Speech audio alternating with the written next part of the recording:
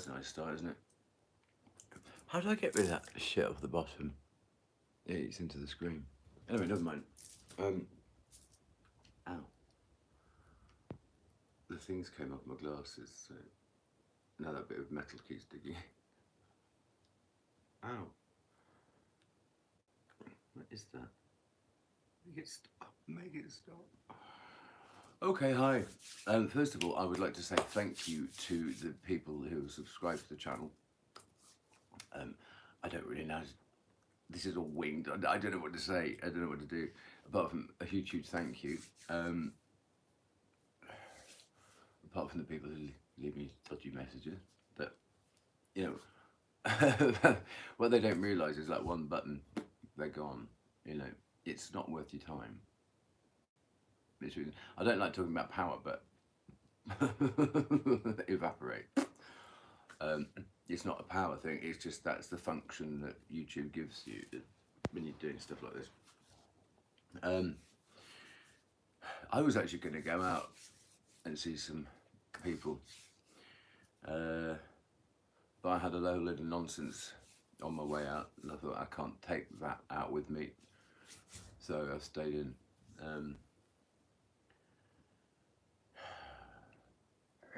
But hey, we shall transmute it.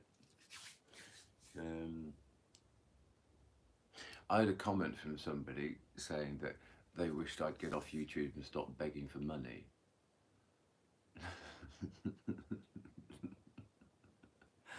Well, I don't know whose channel they're watching, but I haven't asked anybody for a red cent, and I don't intend to. Because I'm very resourceful and I am finding my way through. If you haven't got any money and you haven't got any food, then hey, it's a fasting day. You know,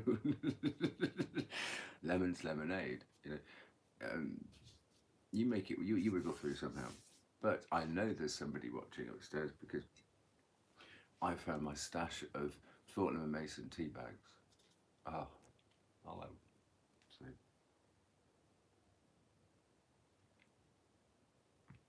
and it's a variation on Earl Grey. They're called Lady Grey tea bags, and they've got that extra bit of orange peel. No, the mandarin peel, and bergamot in there, and it's absolutely delicious. It's the one drink that actually gets my shoulders down from there and actually puts them where shoulders should be. So let's have a little kissy kissy.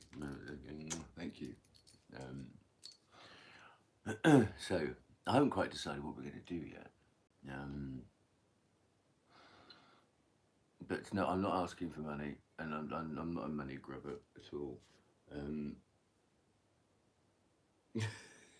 I just laughed in their face. I just. But isn't it interesting that somebody has seen what I'm putting out? I am just putting up the Sanctuary Housing Association, who actually are supposed to be caring, loving people, providing. They're in the business of legally, via tenancy agreement, providing accommodation in this country to people, well, let's say vulnerable people. They've left me without money for 6 weeks. They owe me almost £1,000, so they're messing up my money, and they're forcing me to be here where I could get death threats or die at any moment. It happened the other day, again. So I'm defaulting on credit cards now, or I'm not late payments on credit cards, so they'll be paying the fees on that. And I had to go overdrawn my bank, so they're messing up my money, they're messing up my food. My health is not great at the moment. Well, there's been a problem with it because of stress and because of not eating properly.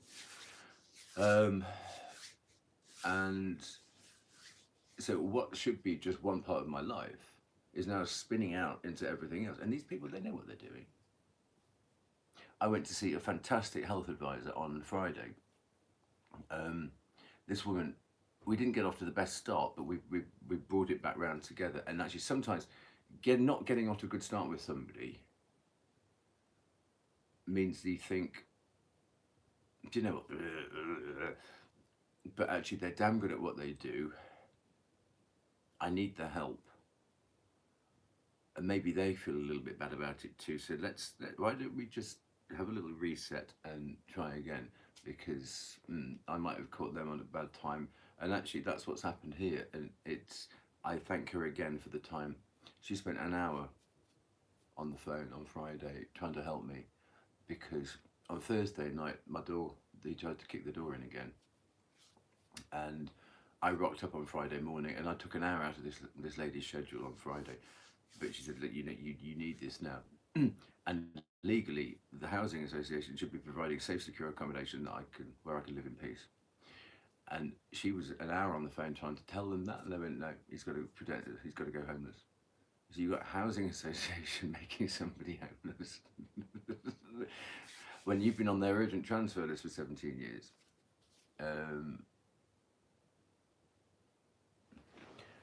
Who you talking to, lad? No one is in your stream except for me. Right. Well, I guess I'm talking to you then, aren't I? Do the maths.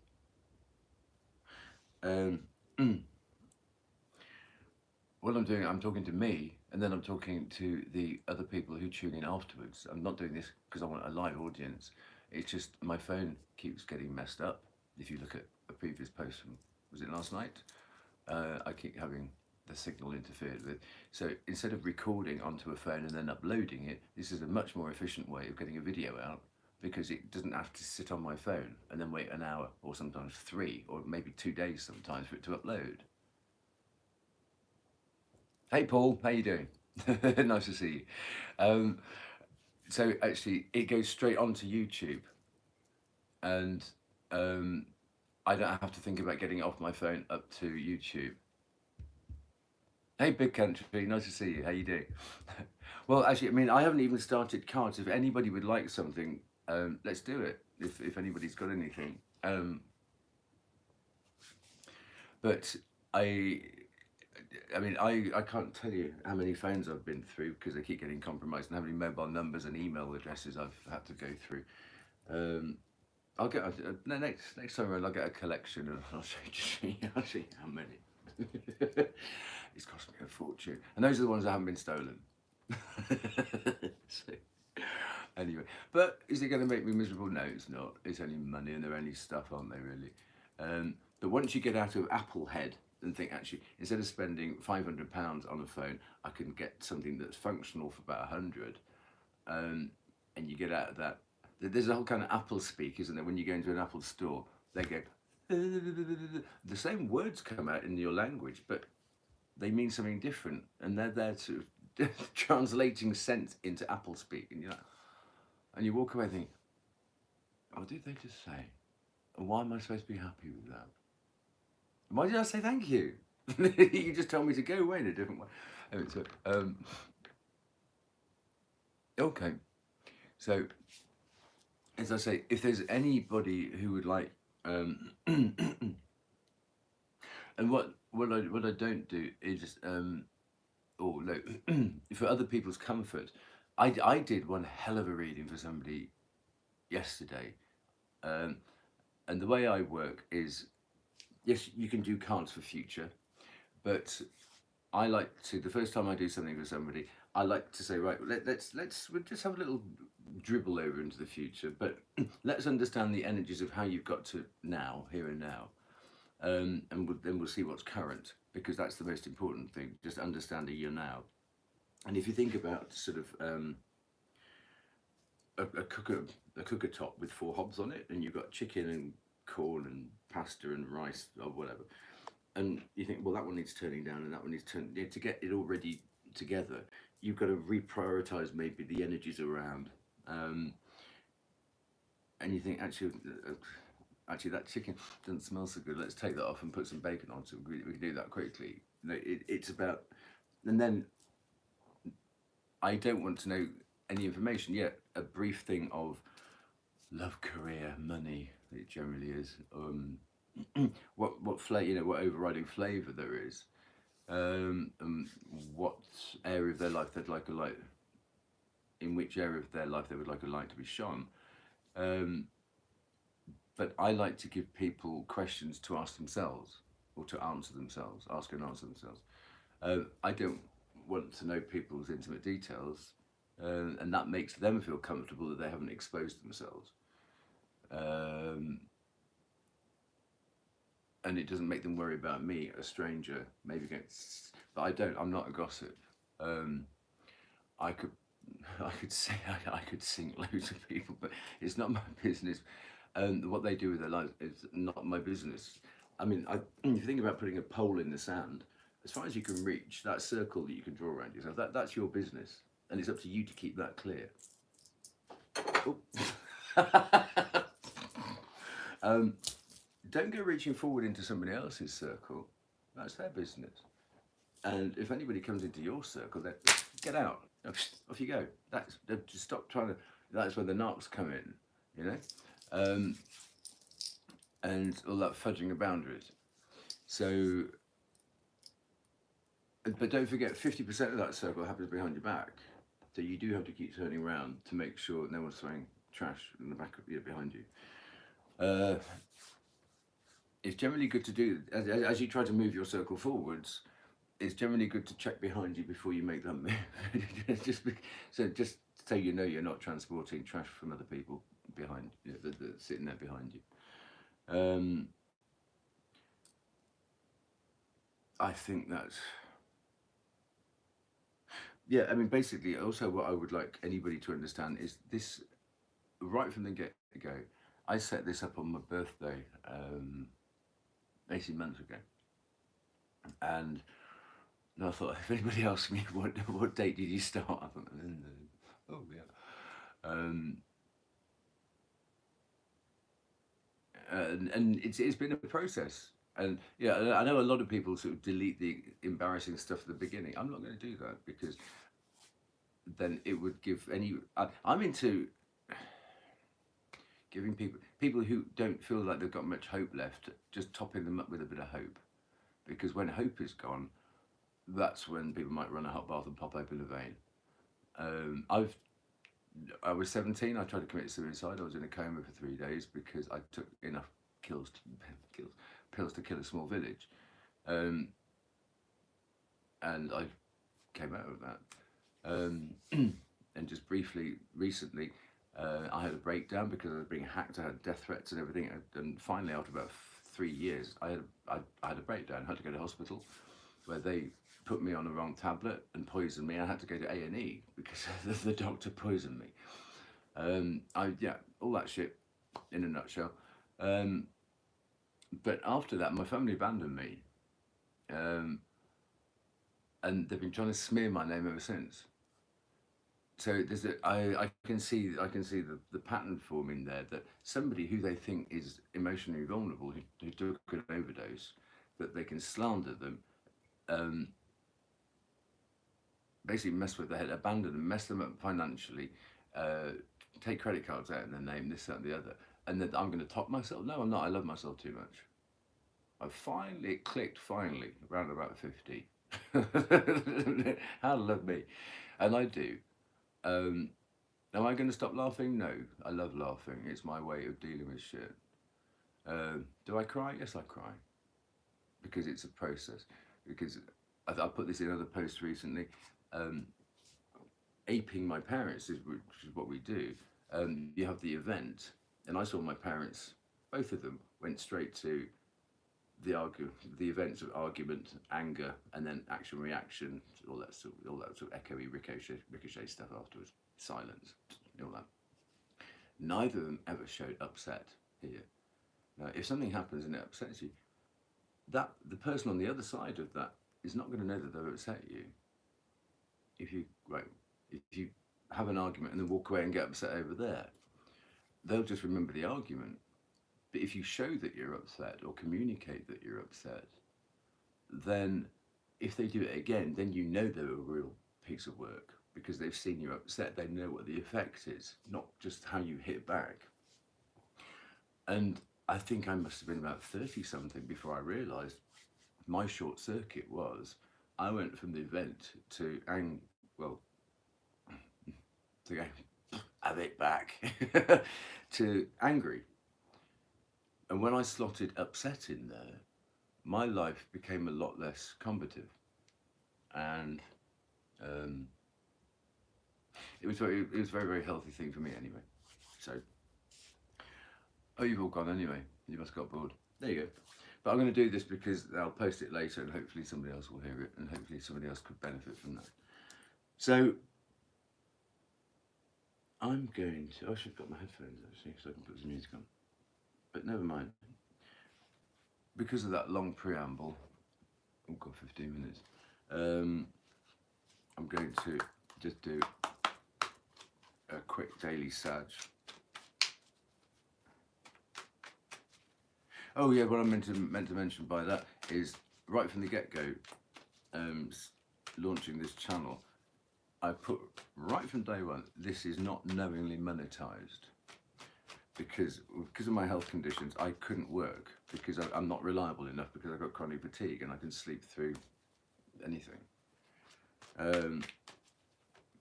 So I'm not employable. If somebody who wants me to rock up 9 to 5, I can't do it. I don't have days and nights. I have eyes open and eyes closed. So I have to do that, otherwise I get a glint. And because I'm in receipt of state benefits for that, I wanted to put right out there from the start, not knowingly monetized, because I know how. I mean, I always get lucky with mobile phones that sort of change the settings by themselves. I must get the really good ones that where phones change their own settings.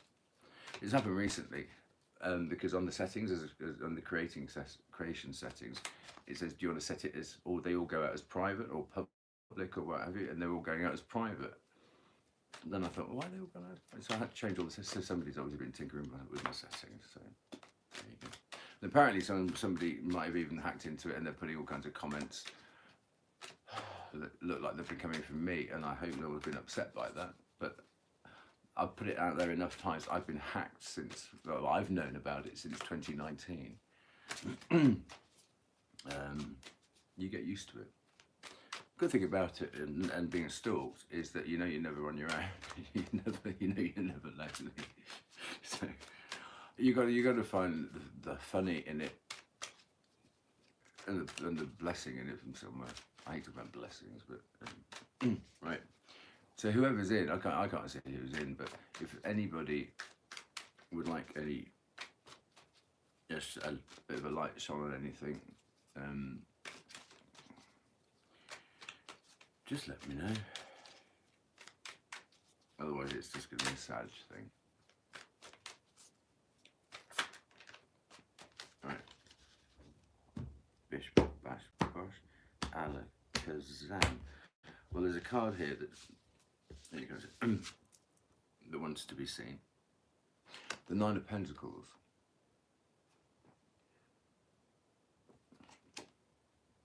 She doesn't look too happy for the 9 of Pentacles, does she? I mean, she looked pooped like the 9 of Pentacles. she looked like Pentacle gathering and knocked her out. But 9, so that's current energy. not bad. Eh?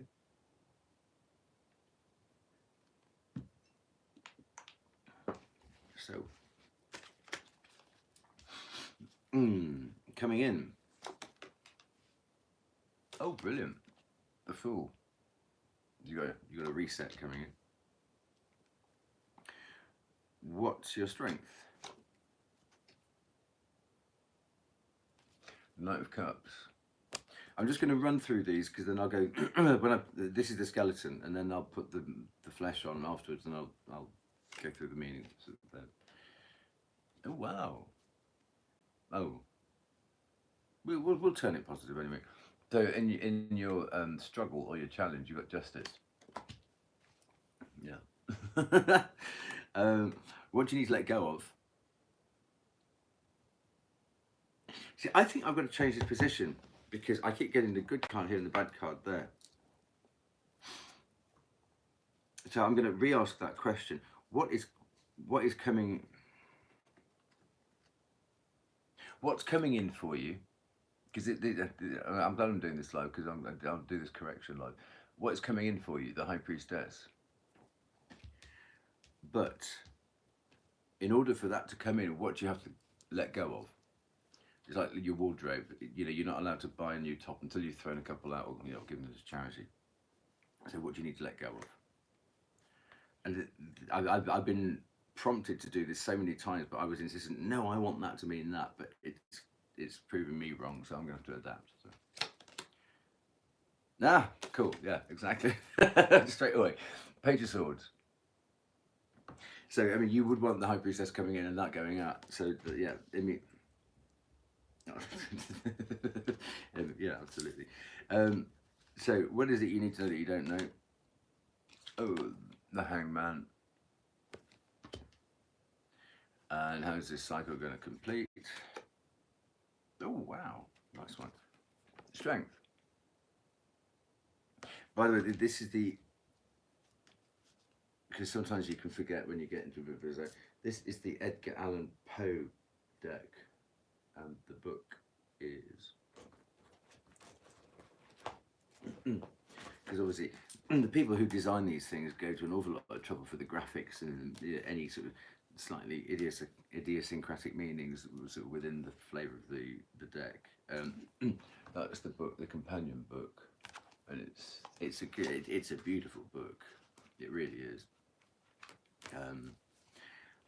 It was the last one in the it was the last one in the shop, and I was so lucky, guys, because I was looking at them a couple of months ago, and I thought, that one or that one, that one, and I finally got it, and actually it's brought me so many good readings just in the last 2-3 weeks. So it's a beautiful deck. Rose Wright, illustrated by Eugene Smith. And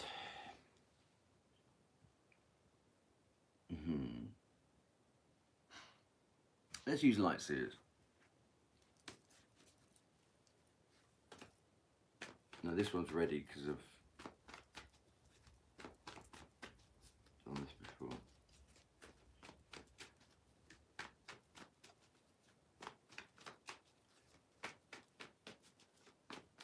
Okay. Hang on, hand cream. Yeah.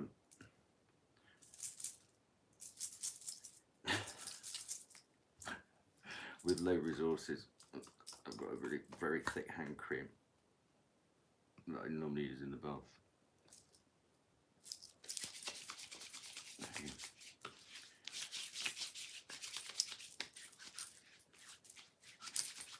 And that's quite a shiny, glidey deck where you don't need too much hand cream, but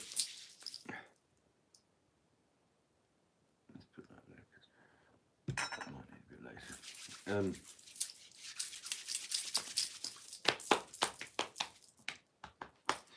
So,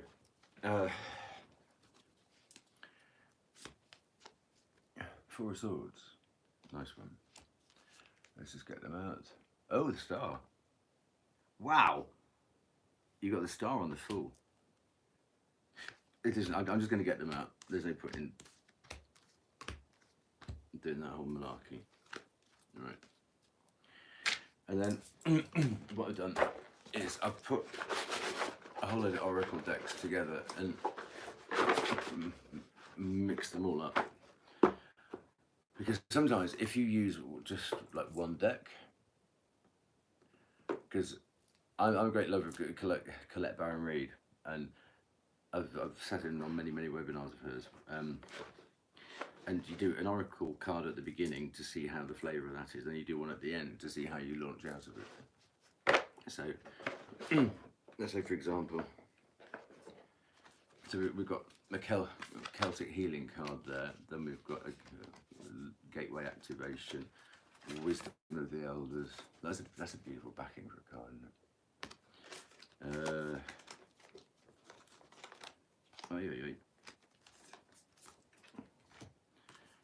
And then we've got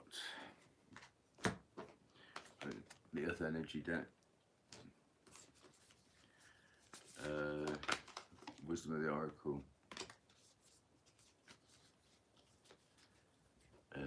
Starseed, Doodles.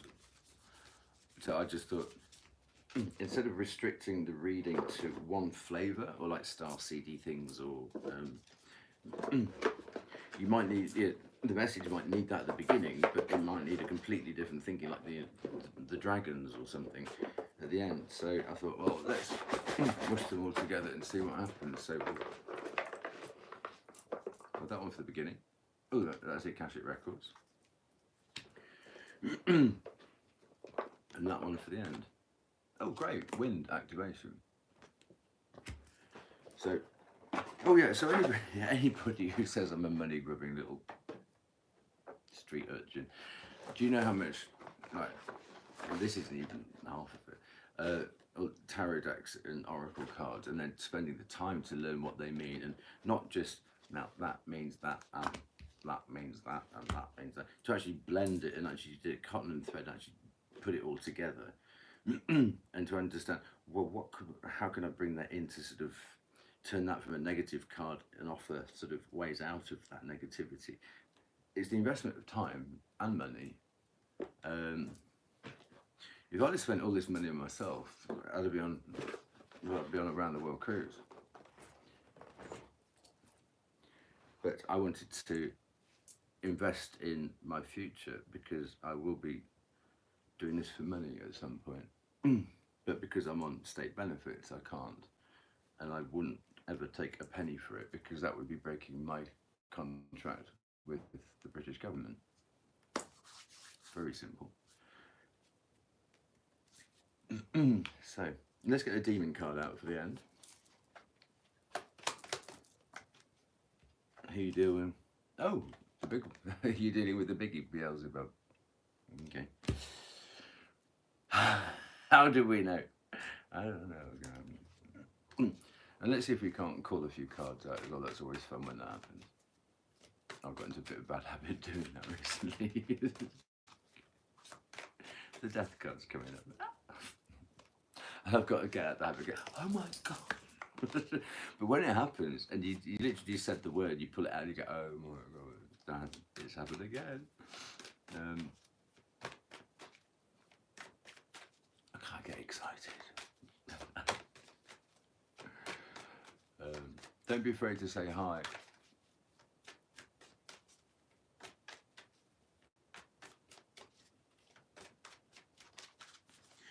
Right, bish, bash, bosh, alakazam. Okay. So this is going to come on the, and this is what's coming. This is going to go on the current energy. Oh, spirit. Nice one. Let's have a Celtic magic card on the struggle. Let's have an animal card on what you've got to get rid of. Oh, oh wow, that's going to be important. I've got this book. I've got this fairy deck, but I can't find the book at the moment. It's fantastic. It's all the fairies at the bottom of the garden stuff.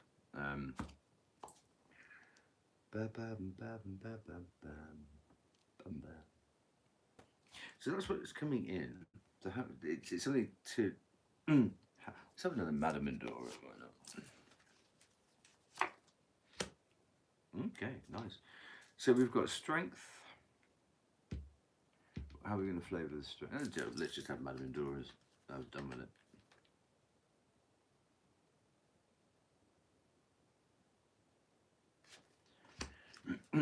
And then I'll do another animal here for what do you need to know that you don't know. Okay, let's do some mix. So, ooh, I can't quite see. Wonderful eights. How are you doing? A wonderful 8 lion. Are you Leo then? Are you Leo or are you Sag? Or are you somewhere? Are you on the cusp? Good fire sign stuff anyway, yeah? I hope you're keeping well. If there's anything you'd like to ask, or if I can pull cards for you, let me know. And I'll be more than happy to do it. So, current energy. Well, Nine of Pentacles, the 8th of the 8th. Well, if you slept, I hope you sleep on your side, because then you lemniscate, aren't you? 8th of August. I used to know somebody whose birthday was the 8th of August, before I knew anything about numerology and stuff like that. That's very... Don't tell me you were born in 1988 as well, were you? Clickety click. It's like, no, in bingo, that's two fat ladies, isn't it? 88. Clickety click, 66.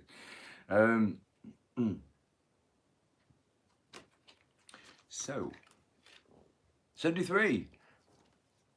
I'm 71, a child of 71. The early 70s, eh? Didn't we get the best music? We had disco, then that sort of bubblegum 80s stuff. Eh? But welcome anyway, nice to see you. Let me plough through these. We've got the Nine of Pentacles, money coming in, hopefully. But the thing about the Nine of Pentacles is people can get a bit smug on the night, and they think, oh, I like this Nine of Pentacles energy, I'm going to sit here for it, and they park up, forgetting that they've got to get to the Ten of Pentacles and then get to a new cycle. Nine of Pentacles is a very comfortable position, and people can get a bit stuck there. You know, it's a bit show-offy, and you know. In the Rider-Waite Smith, it's that John Travolta card where he looks like John Travolta. He's got his arms crossed, and he's got all his cups sort of showing all his cups off. So with that, so I was going to say, taking a rest, nap. So,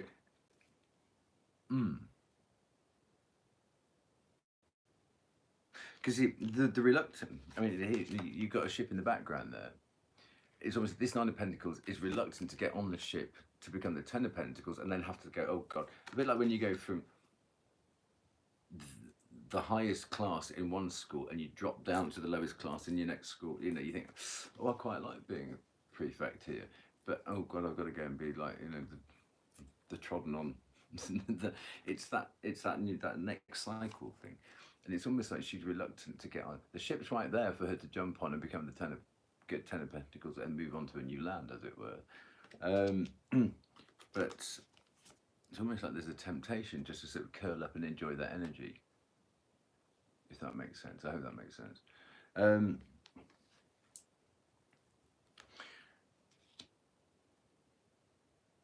Because actually what's coming next is the Five of Swords, which is the pitched battle. So, and the battle might be that voyage you've got to go on to become the Ten of Pentacles and start again. So that all fits in quite nicely. Life isn't like that. You can't curl up and watch Netflix all day. And actually, whose heart is this? Why are you not cuddling up to somebody else? You can't just have dreaming of their heart in there. You got to get on that boat and go and find them. You know. So, what's lovely about this is unseen forces watch over you. So actually, whilst you have been maybe sort of taking a nap like that, you obviously needed it. But actually you are well protected. That's your current energy, which is got to be good. Nothing to worry about now. That's good. It could go over the edge here, couldn't it? Well, and it does, but in a good way, because you've got the Fool. So yes, you've got to get out of that Nine of Cups, get to the Ten of Cups, and get into the Fool energy, starting again. That's the encouragement. It'll all be well lit. Ooh. Well, hi Philip, how you doing? Nice to see you. I don't know if it's worth watching it from the beginning. So just so there's blurb out there, and but if there's anything you'd like me to try and shine a light on for you, please just message, and I'll see what I can do. With you've got this new beginning here. Obviously, that's the big reset. But I always think about this as it's the Star card, and this is what happens. You get the Tower, then you get the Star. So this is like washing yourself off. So it's a reset after the Tower. So you've got a double reset here. That's what's coming. Great. I mean, Sagis. So I think Sagis are the best equipped to deal with towers because we have so many of them.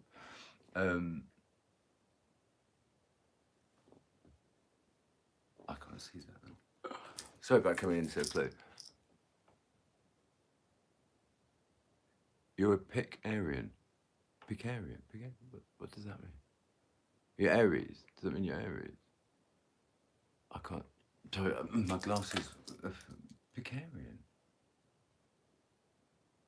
Will you explain that for me, please? I'm not sure.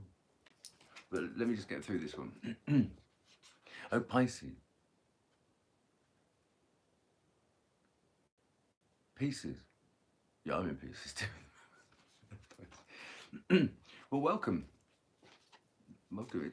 If you can get something from the Sag reading, that's fine. See the shit we have to go through. But it doesn't matter what anybody is, because you're going to have Sag in your chart somewhere. But what I'm going to have to do is I'm going to have to read from the book what this is. Now this is the Five of Forces. It's like it's summer. Did it go upside down? Yeah. It's summer, and then winter. So it's obviously it's the cycle of the year, isn't it? The beautifully done card. Don't worry, don't worry about spelling. It was just difficult to read, and because actually from this distance especially the text is so small. It's good. No, it's something. If you're not good at spelling, or if you're not good at this, that, the other, just keep going through till your message gets across. Then you go, oh, okay, fine.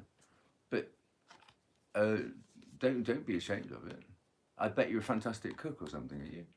I don't know what that can. But you'll be good at something else. We don't all get everything.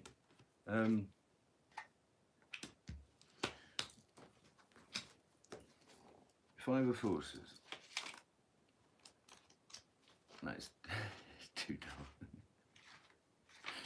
Right, I'm going to have to go. Oh, this is the one with small text, isn't it? Okay, right. I'm just going to barrel through this, okay? Alright. The seasonal cycle card reveals how best to spend your energy at this time. The beautiful. I'm going to have to go over here for this. The beautiful sunlit sky of summer overlooks farmers working hard on their growing crops. Summer is a yang time of great activity, so this is your notice to get going. Action is an important part of this cycle, and it can take many forms. There may be something you can do to accelerate your professional life. This may be the perfect time to take steps towards your personal goals, perhaps get more exercise, plan more social events, or start a fun activity that you've been waiting to do. You might also reflect on what actions or perspective would, turn page, attract a new romance or enhance your love life. What should you do? Very cover, probably. This card tells you to consider what needs to be done, then go for it. This cycle is a perfect time to create a smiling, self-loving energy and project it outward for the world to see. Also, don't be surprised if a trip is coming your way. This card implies movement of some kind, so get ready. Dust off your passport then, eh? Good stuff. Well, that came off there. So that's all about. Yeah, great. So see, you've got 3 cards of reset there. Fantastic! Wow. And ahead of that, so that's what's coming in, and ahead of that is the 9 of Pentacles, and we'll talk about getting to the 10 and ready for this new start. So that all fits in perfectly. And you might feel like you think, oh God, I need a nap now. But whatever you do have this spirit watching over you, which is it's beautiful.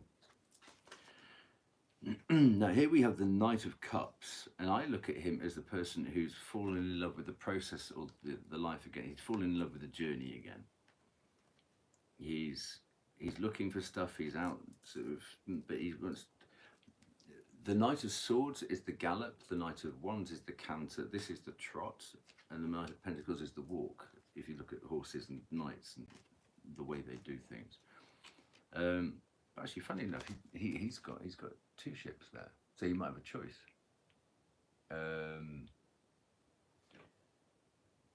Well, there you go. You also able to, if your oven goes on the blink, you can you can sort out the electrics as well, can't you? So your strength is actually you falling in love with life again, and there's nothing you can't handle. 2 of Pentacles. That's a card for Capricorn. The Knight of Cups is a Scorpionic card, but then wow.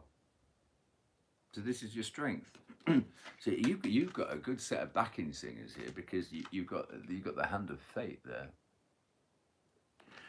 It says forces beyond your control intervene. And you've got unseen forces watch over you. So you've got something going on in the background which is going to propel. I've never had these 2 cards come out in a thing. It's this. If you're tuning into this, something. People tune into things for reasons, and there's obviously a reason that you need to know that you're not doing it by yourself, and actually just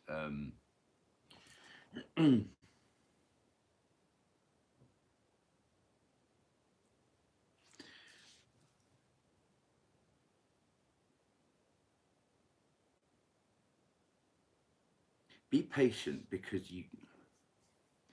if you can't see it in your plan, or it's not on your list, well, you can't, because unseen forces are doing it.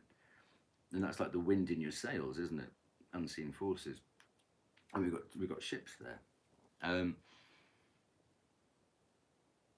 Because you can't tick it off your list, it doesn't mean it's not happening. I hope that makes sense. And you won't know the timing. It's mainly about timing, isn't it? You won't know the timing because it's not in your agenda. So be a little bit patient. And if you can play around with your... we've got the High Priestess coming in. So if you can rely on your intuition to think, well, am I going to, up-tip the turnip truck because I'm not getting what I want now? No, don't. Hang around a bit, because it might take longer for spirit to manifest it into what's going on. And be patient. So start planning your next thing, and just give this a bit of time to sort of ferment a little bit, because you got, as I said, I've never seen that happen before, and you've got all these new things right on your doorstep. So new things, or these resets, mean basically tying up a whole load of stuff to release you from that to that, and it's the tying up of stuff that can take the time, can't it? It can be a bit of a sticky process.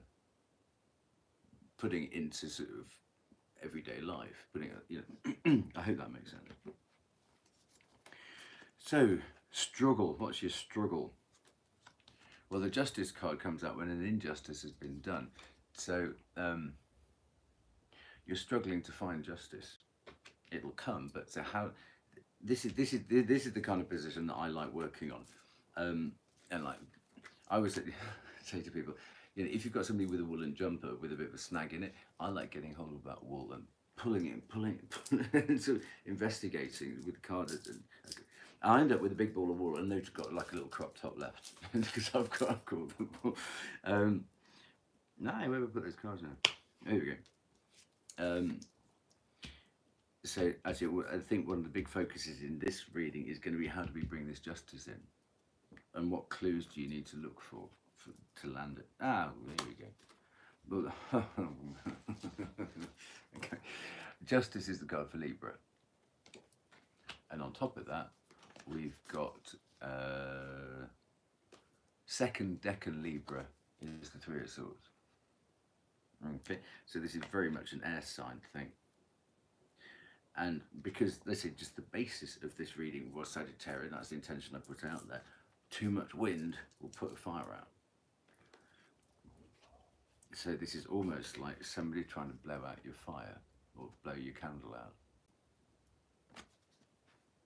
Might be a Libra. Might be a twisted Libra. So the flavour of this is number 49, 7 times 7. So his number squared. Well, hey,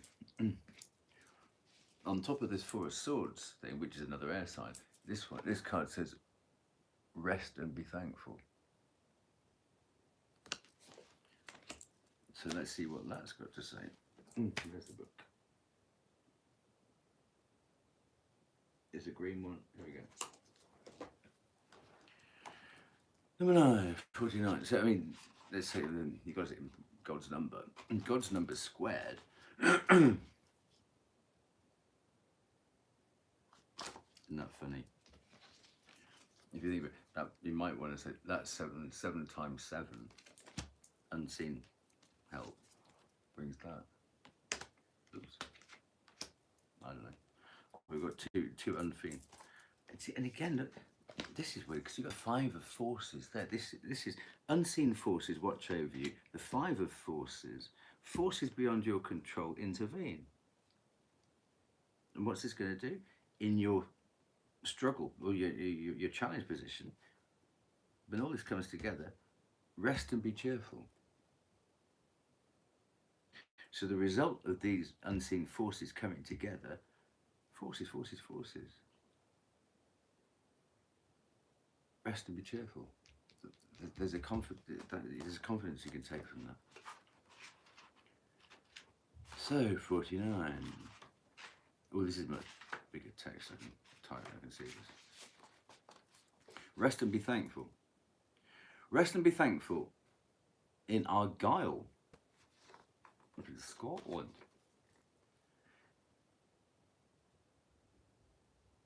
I don't have to go. I'm going to dive over here again.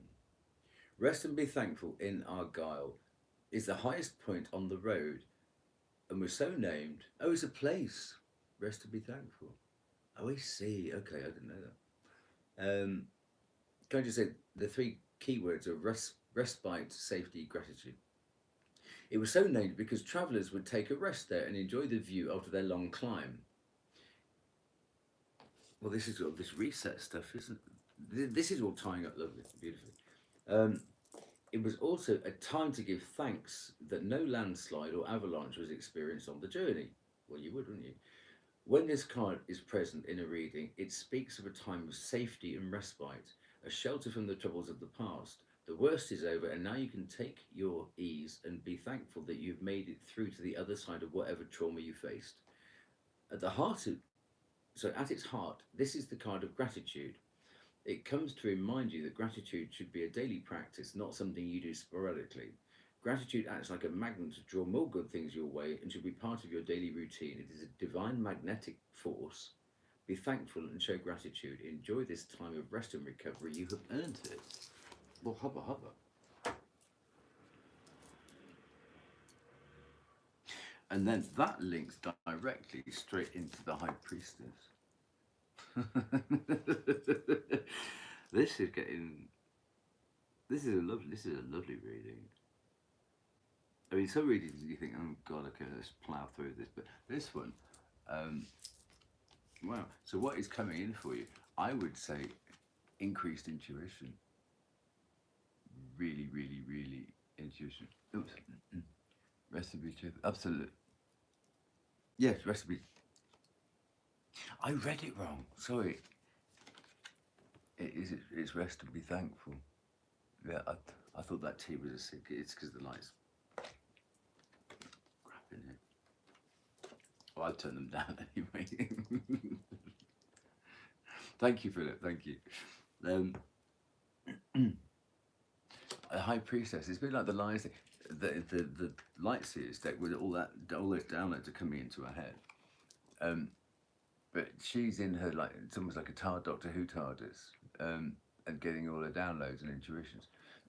I think that you're either going to realise that you've got other gifts, or you're going to have a really increased, heightened sense of intuition. Or you will stop doubting it, obviously, which is a heightened sense of intuition. That's what's coming in for you.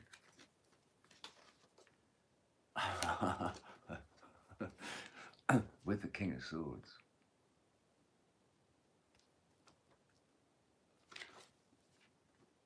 I just got the biggest goosebumps.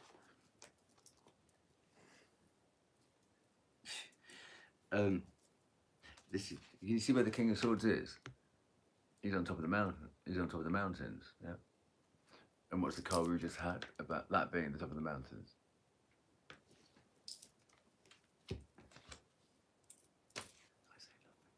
I say nothing. You just get these beautiful themes running through readings. You can't. It's too easy to say, oh, you can't make it up. But you can't. And that's when you know that actually something's coming through. Obviously, this is not me. This is what spirit is just causing, you know. And it's such a privilege to be able to put these messages out for whoever needs it and actually can tap into this or listen. And this is what gives me so much pleasure doing this. When you notice, it's just when you hang on a minute, that links back to that, links back to that, and you can pull not what's not immediately obvious. You can yank that out of this and do the investigation. So what is coming in for you with this increased intuition? He is the man with the plan, you know. Somebody who's going to have a very good influence on you, and then you get the maiden, a new relationship blossoms. Fantastic. Wow, there's how much hope. This is a really hopeful thing. Yeah. But it's yeah. Thanks, Philip. It's. I mean, but also when you on this side, sort of popping it out there, there's so much going on, and you hope you're making the best of these guys, but you can miss certain links, and I watched some of my stuff back. I think, oh, you idiot, you missed that. You should have brought that, but you can't get everything all the time. Or I've watched other readers and thought, oh, well, you missed that. How could you miss that? But it's not a criticism, but it's well, because their head was there and that was there. You think, oh, but then at least what happens is the blessing is that you get it from that. It's not to criticize them for not getting it. It's to think, well, I noticed it, so actually just by watching it, that's what I got from it. I benefited in that way.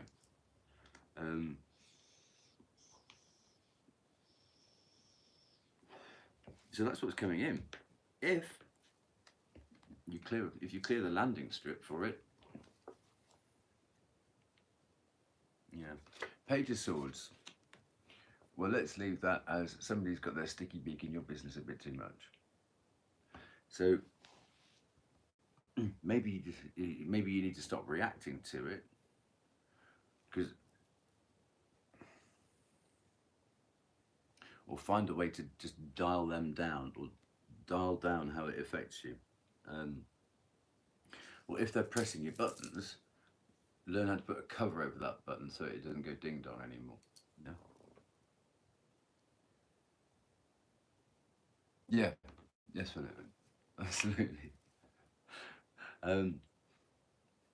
So this is what you got to let go of. This is what you got to clear.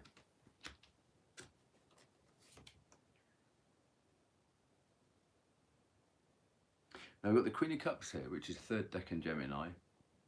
First two, Cancer.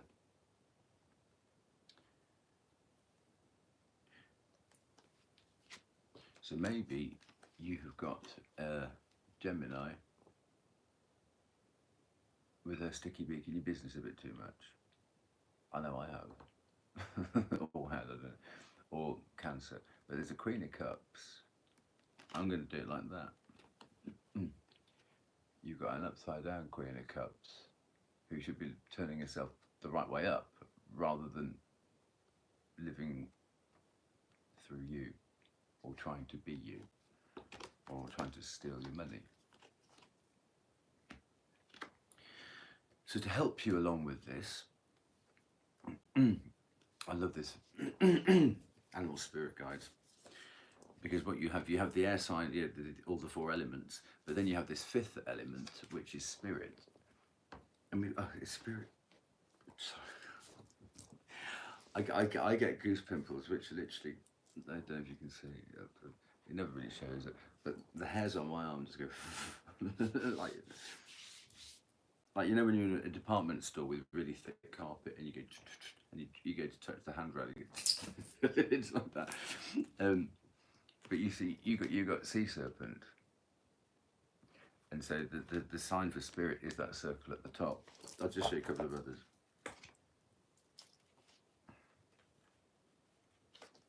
So obviously oyster has got the water symbol at the top. Tiger has got the fire symbol at the top. So they've got the four elements, and this is the fifth element. So this is about spirit, and how many cards have we got about spirit here? And then there's that song, that up the ladder to the roof so we can see heaven much better. So it's almost like the higher up, the more you elevate, the more you rise above. Again, King of Swords, he's at the top of the world there.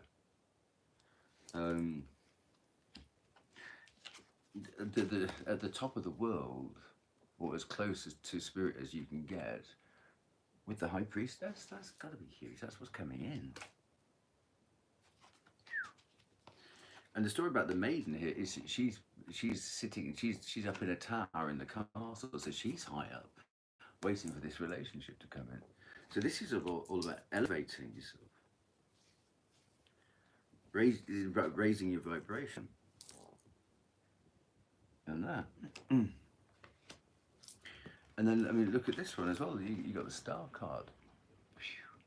This is a beautiful reading.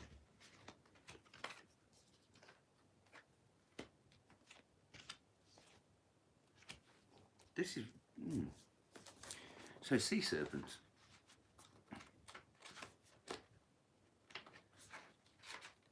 Here we go. I'll dive over here.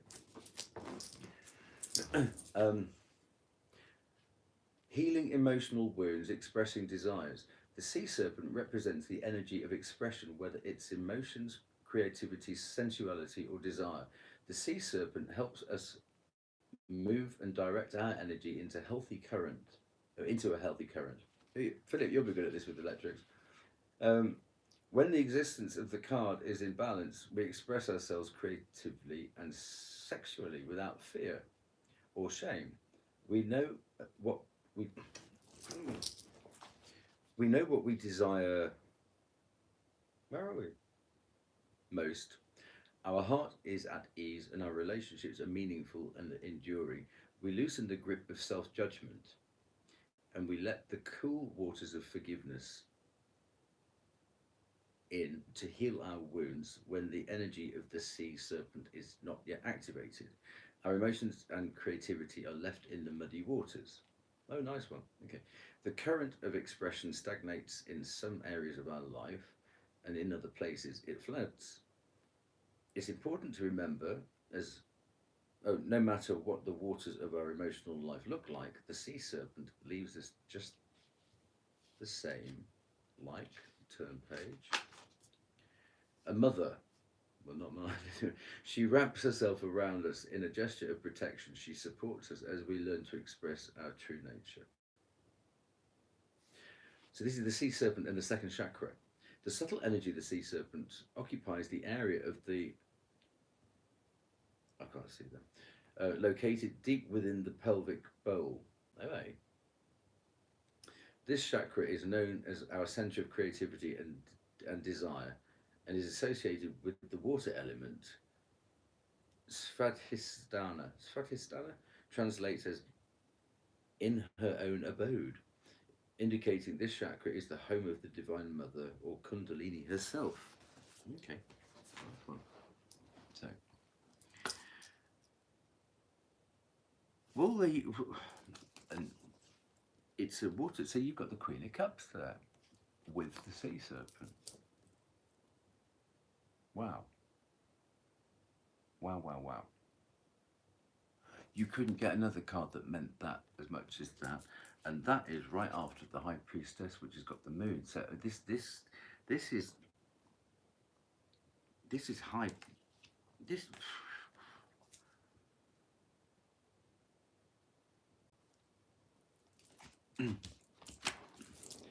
I get goosebumps too. It comes randomly and always makes me think somebody's walking on the road. I used to think that, Philip. I'll just read that out so everyone else can see. I get goosebumps too. It comes randomly and always makes me think someone's walking on my grave. Can I suggest you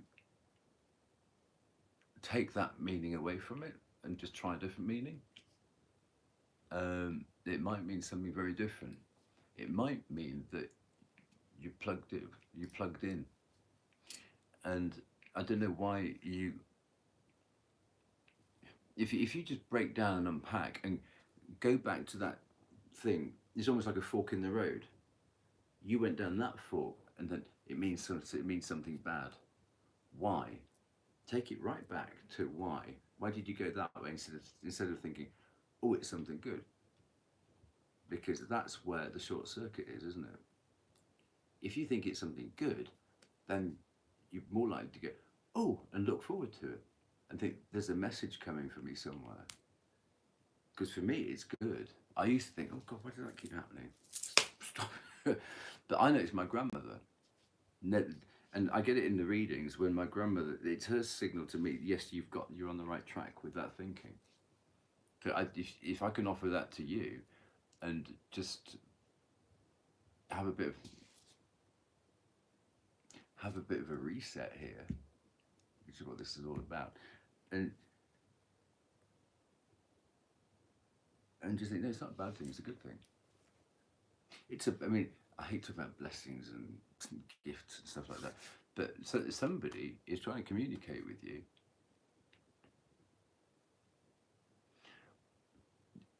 If you're comfortable doing it, find out who your spirit guides are. They might not give you a name, but you'll get the energy of it, the feeling of it. If you do meditations, obviously, I mean, you've very kindly sort of made. It's nice to be having sort of this chat with you, because you're obviously interested in this topic by the comments that you're making. So let's work on it. I'll finish this, and then if you'd like me to do some cards for you, I'll happily do that, and we'll see what we can unpick. Yeah. Have a think about it. Anyway, I've got two more positions to go.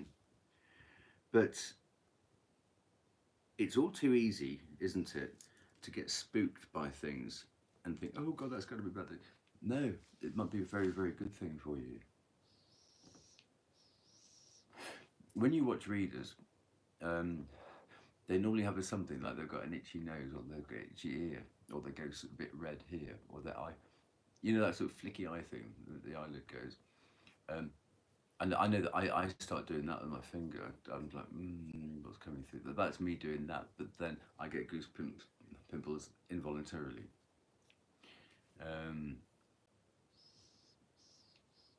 So that's me sort of feeling my way.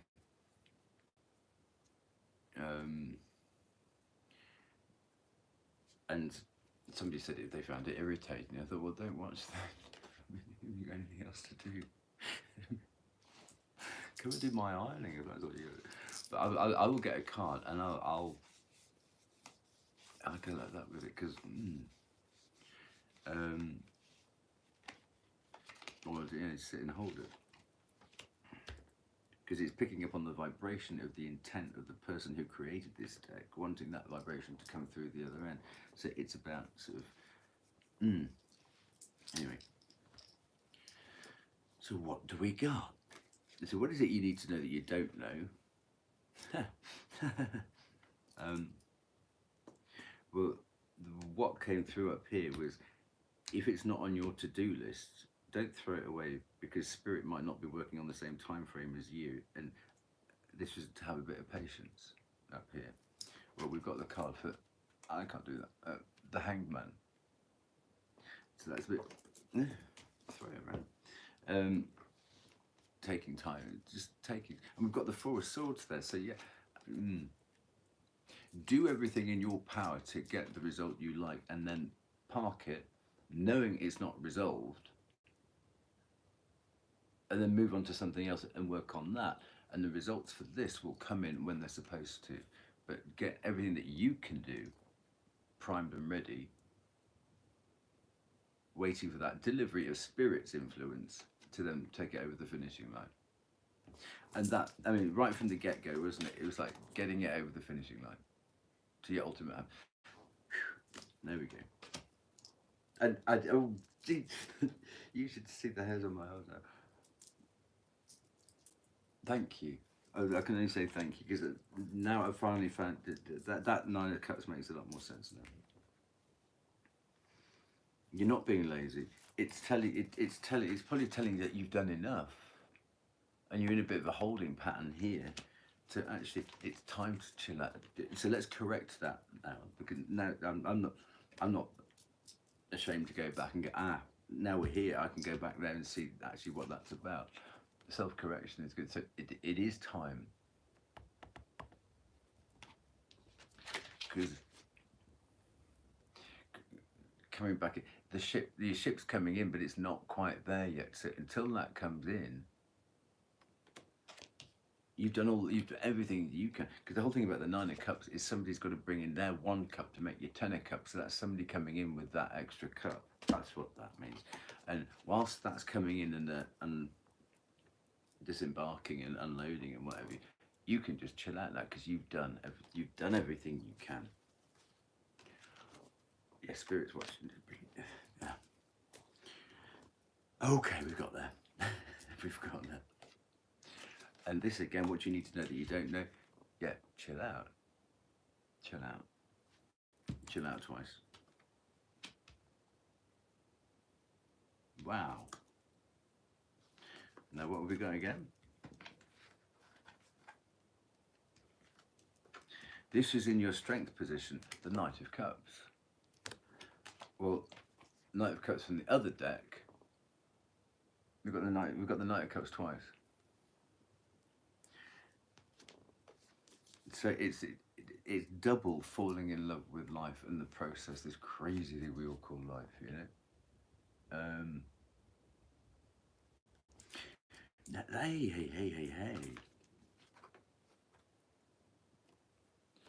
And you got the maiden waiting for the romance with a rose in her hand, and you've got him with some roses in his hand. Yeah. This is nice. This is really nice. I don't get kiwi that often, but this is nice, you know. Fab. And then, as a little flavour on this, we've got Cobra. So, let's get this out. Cobra. That's a fire sign. Good. Bit of fuego.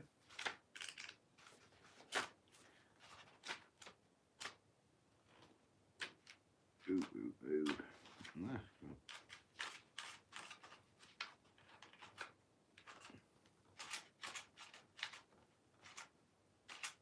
Okay. I'll have to disappear over it for a second ago.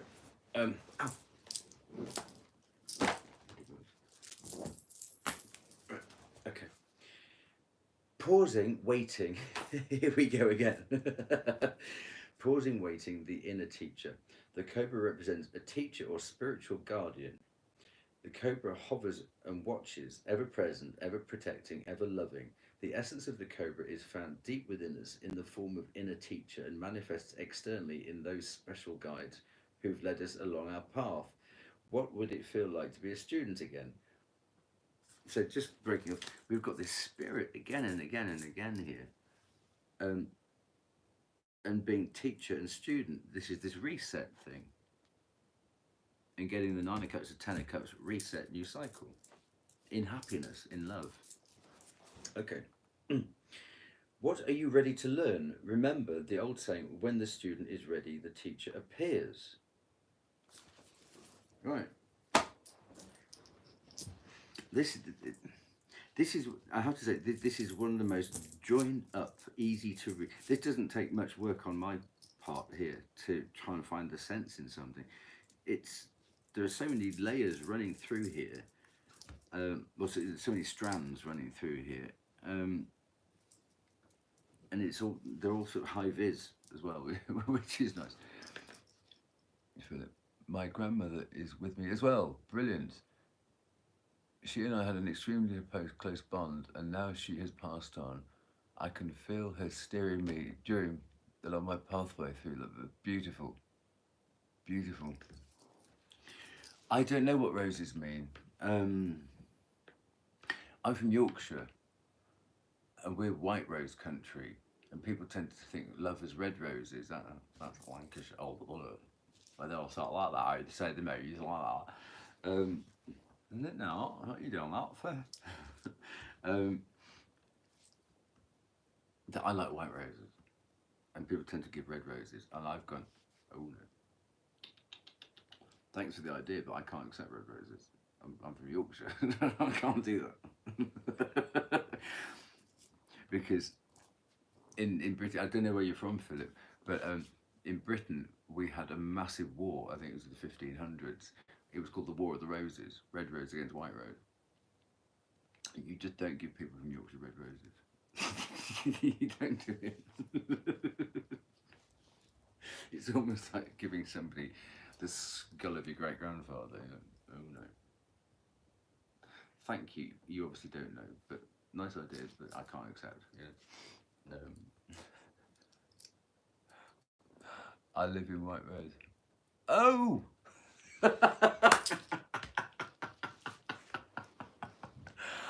Oh, Philip, that is priceless.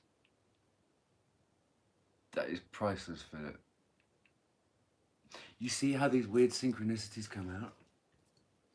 I have just got goose. I wish I could show you. They never come out on there. My head, it's gone up like Bette Midler's. Wow.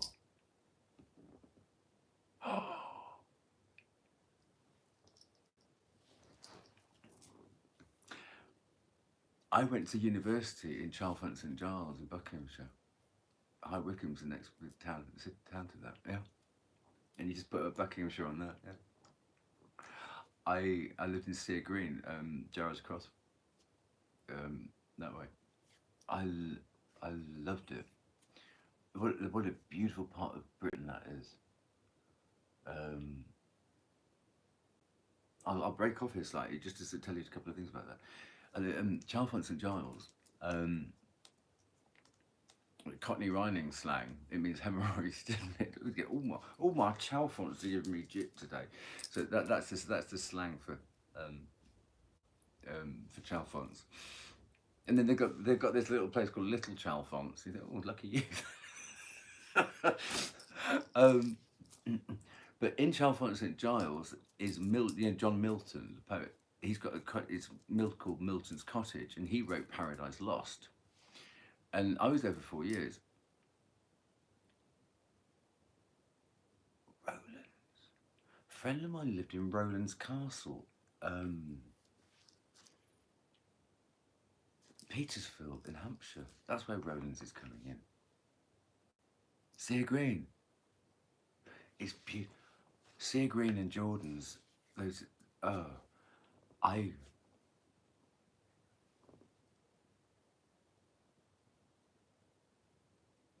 That's not a name I know. I've better not say that out loud.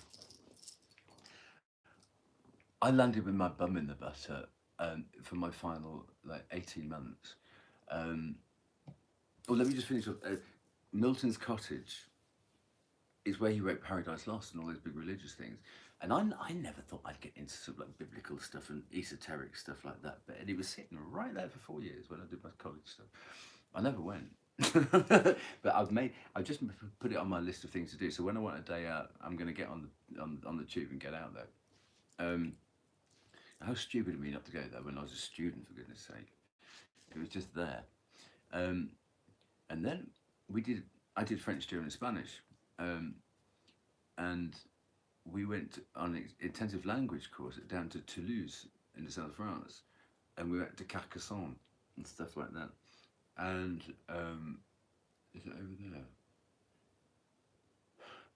One of the first tarot decks I got was the Cathars tarot deck.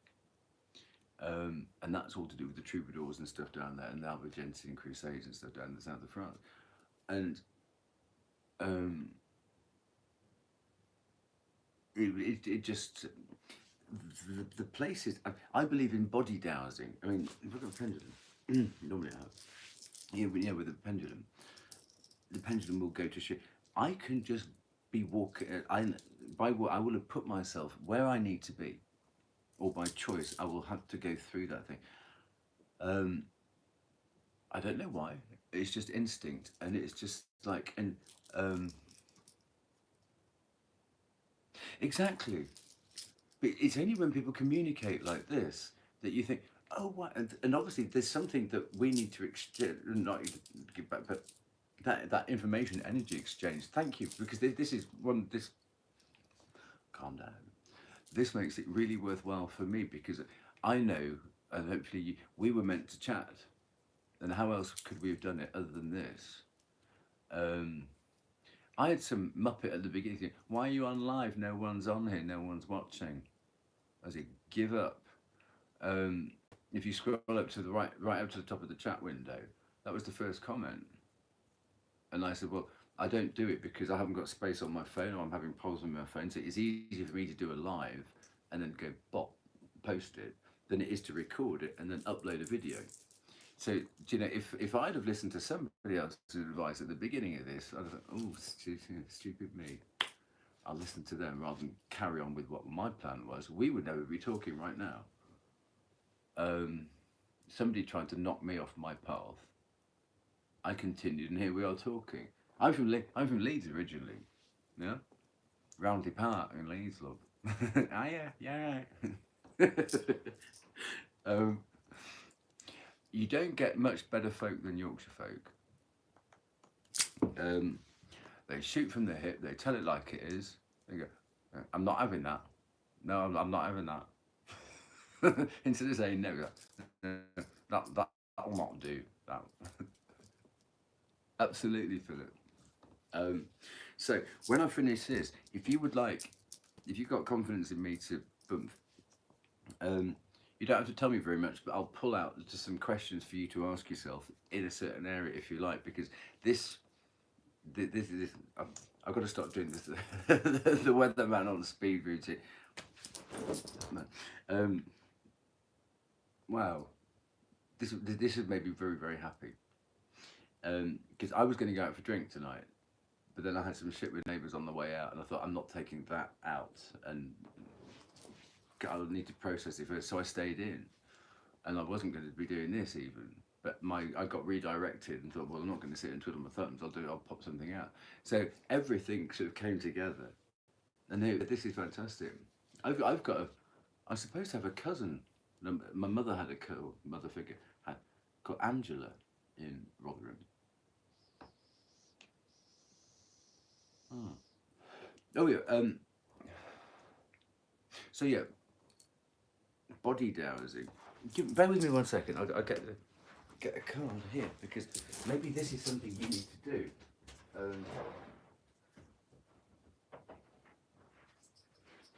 Or it might help you. Because I don't like telling people what to do, but you can make suggestions. So yeah, this is the Cathar tarot deck. That's one of the first ones I bought.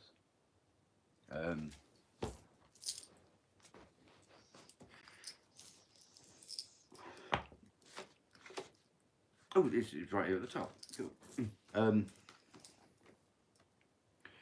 It's called the mediumship training deck, and I think, but you were talking about the goose pimples, and you took it negative. As just an exercise for you. Go back to why did you turn it negative? You had a 50-50, you had a 50-50 chance. Is it a good sign or a bad sign? Why did you go negative? Was it fear of the unknown?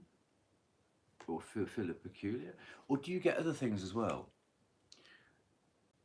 Was it, and you think, oh, I can't cope with that, and you just swatted it away?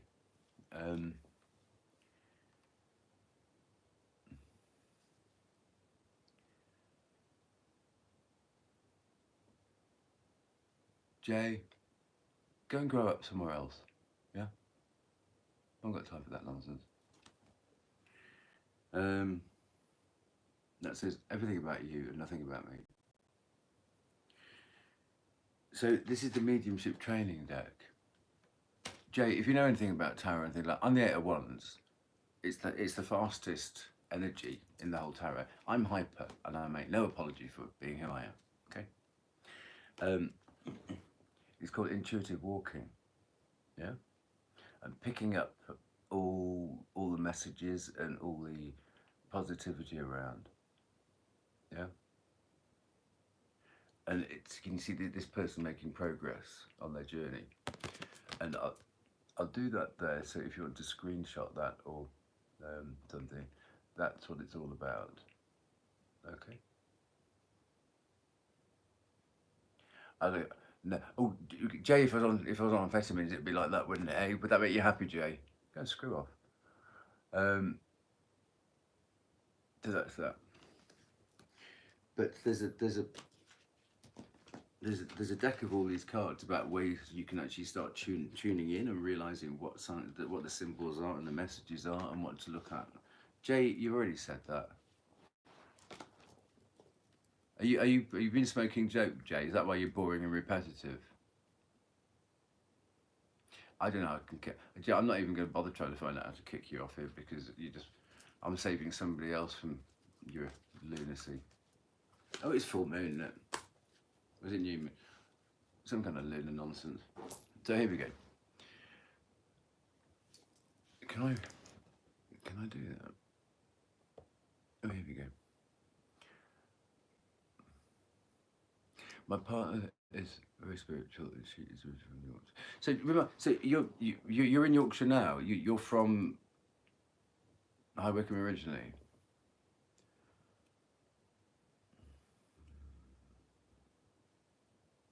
Cool. Well, I'm glad that half the audience is taking the positivity out of this. Gramps. Right. Jay, the more you talk, the more of a fool you look. Really.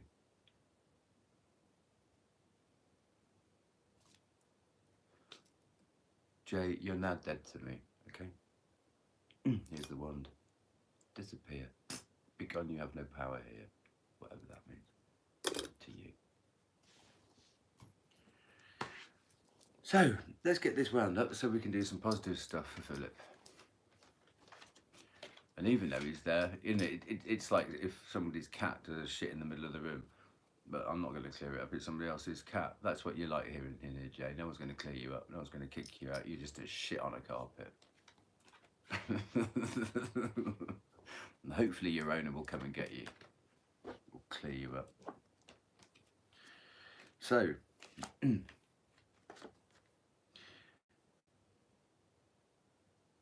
Philip, did you, let's not repeat earlier on. Was it you talking about eights earlier on? Because this is the card for 8. Can you see that?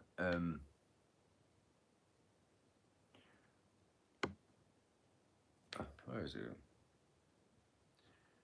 Oh, down the bottom there. That lemniscate. No, let's just hope tomorrow gets better for him. I'm just ignoring it because he's typing in capitals and you're typing lowercase, so I know what to ignore. Dickhead. So you lemniscate. I can't remember who but somebody said 8 earlier on, and obviously the 8th of the 8th is a Leo card. It's a Leo birthday, isn't it? Leo birthday, and this is so some people. I'm just going to say this is not directed at anybody in particular, but isn't it amazing how much toxicity can come out of one person's mouth?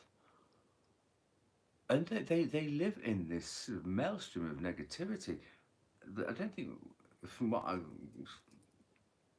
known to ignore from this little thing here,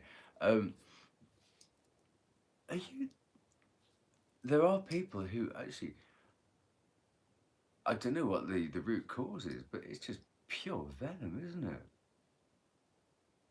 It's just pure venom.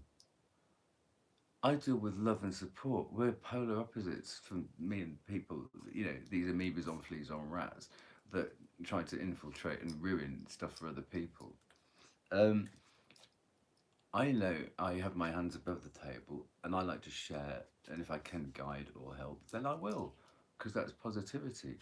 Um, People accuse Sagittarians of oversharing. Well, it's only because we want to help other people stop making the same mistake that we did so they can save their resources. But people who just spit and spew bile, it's they're wasting their own time because it's not gonna rock me. Because if I'd have let that rock me at the beginning, Philip and I wouldn't be talking. So um, I'm just gonna let's have a look because I don't want to miss what Philip's been saying. Here we go. Da, da, da, da, da. Get rid of that bit. Get rid of that bit. I agree. It's really uncouth and insane. It is. How did you spend your Saturday night? Oh, I trolled somebody. Oh, really? Well, that sounds good. Let me... Silly little boy. Grow up. Is your voice broken? Yeah, Joe. Oh, you're 12. So the card for Leo is doing the right thing at the right time. Because normally she's putting her hand in the lion's mouth. Well, it's not about how to put your hand in the lion's mouth, it's when to put your hand in the lion's mouth. And the best time to do that is after you've fed it, so it's not hungry. And then the how sort of comes after that. So make sure he's not hungry first. So it's about doing, it's, it's about doing something first so something else can happen. And that's what we just said about do everything that you can do, park it and let spirit finish it off, isn't it? So yes,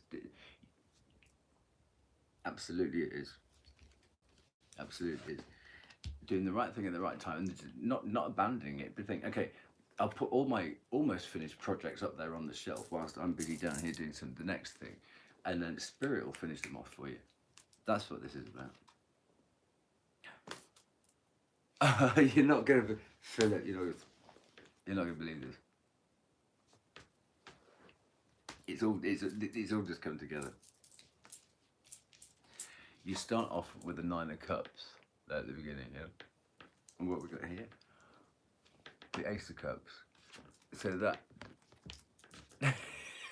we got the 10 of Cups. Right on that last card, we got the 10 of Cups coming. You should see my bloody hand.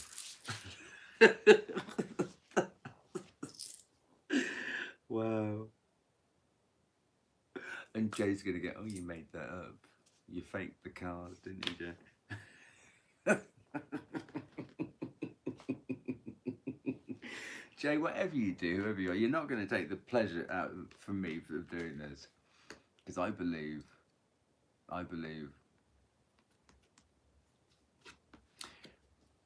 All I can suggest to you, Jay, is with the best of intentions, change who your role models are.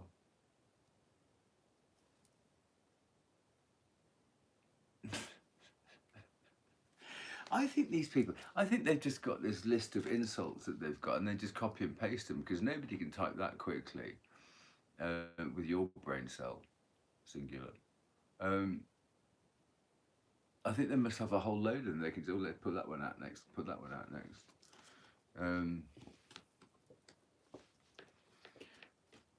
Jay, you're not wanking while you're doing this, are you? Huh? Is that what you want? Yeah? Is that what you want, Jay? That's the X-rated. I've got another channel, we do that. Yeah? Yeah. Is that what you want to? Really? Okay. Shall I go and get the toys out, Jay? Is that what you want? Jay. Right. So.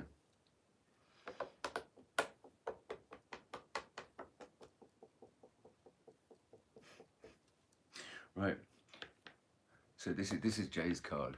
It's full of wind. Activation. So what's nice here is this Ace of Cups that's come in to be with that 9 of Cups from the beginning. That is the activation. And we've got that right here. The right thing at the right time brings in the Ace of Cups, which joins that Nine of Cups, which brings in the activation. This is just huge. And I wasn't even going to do this reading. Okay, I'm going to have to disappear over here to get the light. So, Jay, type away, I can't read it. I'm over here.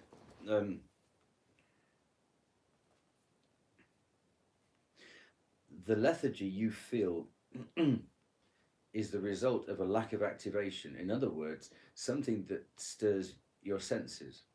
This could be anything from walking outdoors. We just got that card for intuitive reading. Intuitive walking. Walking outdoors. Something that stirs. From walking outdoors, feeling the breeze on your body, or inhaling the different aromas that nature herself provides. Or it could be finding the pleasure in a warm bath that helps you release the tension and stress from your mind and body.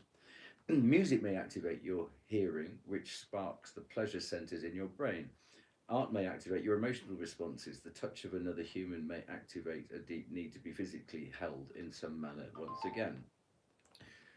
Now is the time for action. Engage in some activity and be fully present so that you forget about your surroundings and enter into that timeless and multidimensional experience of union with the forces of your creative attention. Let your physical body be active. Movement alone, whether quietly dancing by yourself, or I do that all the time, or hiking up that hill. King of Swords. Rest to be doed up. Yep. Over yonder will require you to be present as possible in your body. Enjoy. Fan flipping-tastic. Right, let's get through all this dross and let's have a little look.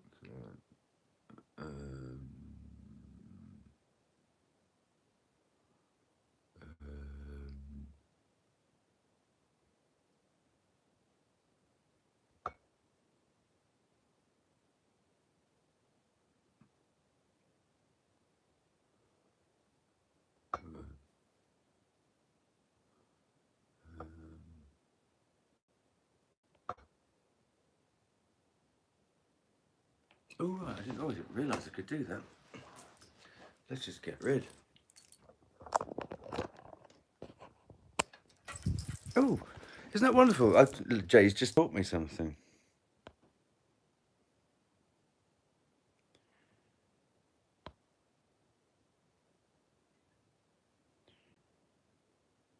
Oh, fantastic. He's gone. He's gone. You can have your wank now, Jay. I didn't know that option was even there. Oh, so have I. Thank you. Thank you very much.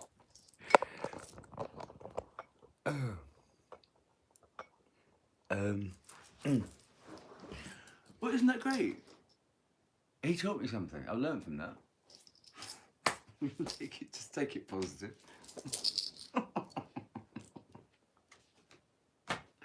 See how life works?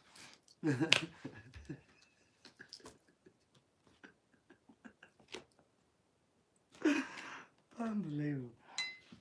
Is it going to upset me? No. Is it going to affect me? No. But I'll always remember the lesson. You'd be foolish not to, wouldn't you? Thanks for sticking around, Philip, because I've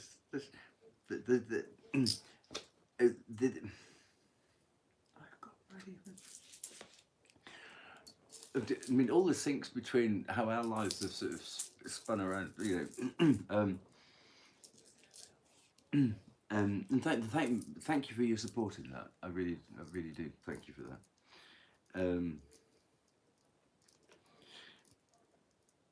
But okay, what we've got to do, we've got to find out how to get out of this cycle. Yeah. So which demon is sitting on the exit, waiting to trip us up? Oh, God. Okay. How can I demonstrate this? Mm. No, whilst I find it, this is my favourite deck. It's the first deck I ever bought, and here it is, right at the top. Card. There you go. It's the Moon card. The Moon. Now, I always think of, those strip clubs in Soho where you get the dolly lady on the door go, ooh, do you want to come down? Do you want a lap dance type thing? Well, human eyes go towards the light, which is, she's got the moon there on her hat. So all you see is a sexy lady. You don't actually see that you're going into spider's web there in the background. Now, this is the artist Erte, E-R-T-E. He was born in St. Petersburg, which is where I did another exchange when I was at university from Charles St. Giles. He was born on the 23rd of November, which is my birthday, in St. Petersburg, where I went on to university. He was born there, but then he went off to Paris. And he went from Roman-Tirtov to RT, because the French couldn't say Roman-Tirtov, so he put RT. In French, that's RT. And then I had a French partner, so I was going backwards and forwards to Paris all the time. And then I bumped into this guy's art. I went, oh. And, where is it? This, let me just get this one. Oh.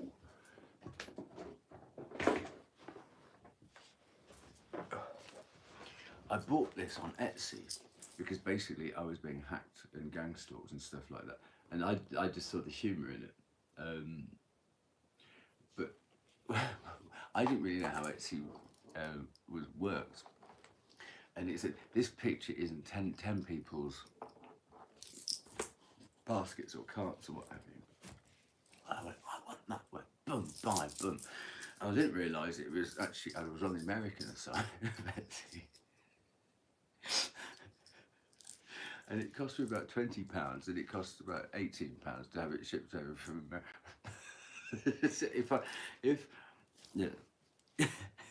Anyway, it cost me twice what I should have paid for it, really, if I'd have bought it from the English site. But you're a jolly and warm soul, I can sense it. Thank you, Philip.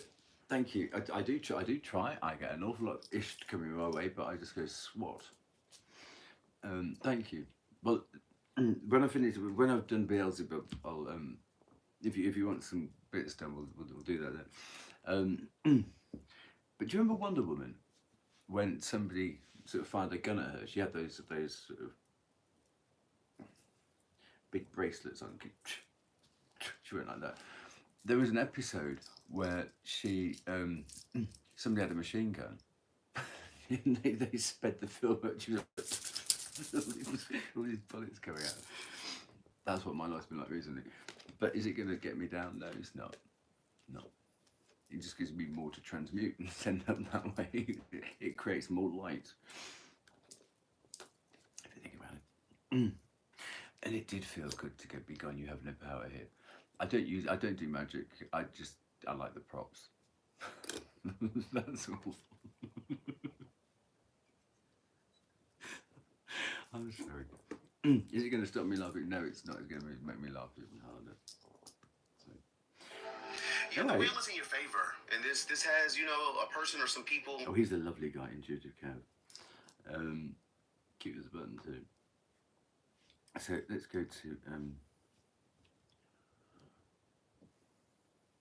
eclecticwitchcraft.com.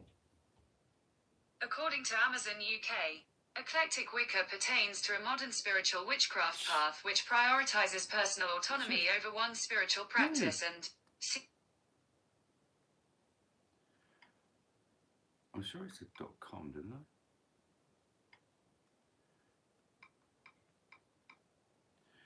And on here, it'll tell us how we can get past Beelzebub, who's standing on our exit. So how do we beat Beelzebub, who wants us to fail? Okay, so we'll put a little search in here for Beelzebub. Oh, come on. Tools. With a mouth like mine, I can miss it. Oh.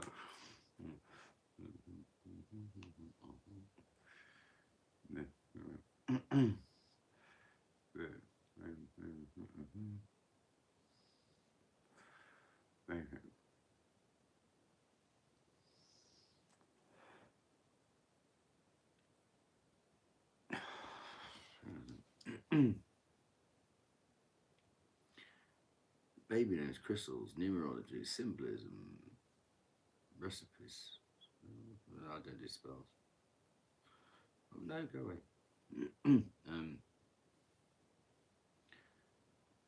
Offerings to Asmodeus. No. It's funny, Asmodeus is for the King of Wands, which is my sign. Master. Why can't I do a search? Go away. Okay. Holidays, right? Ebooks. Moon magic, no. Holidays, no. Basics. Down to basics. Self-love, sea witchcraft, green witchcraft, let's try divination. No, it's not that. Myths. African American, Asian, Egyptian, European, Germanic, Greco-Roman, Indian, Middle East, spirits.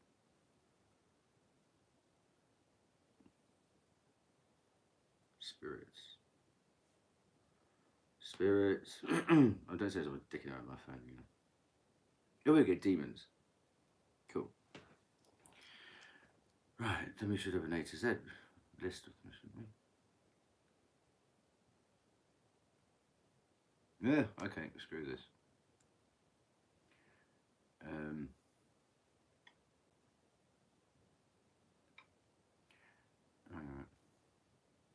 Beelzebub characteristics and how to win.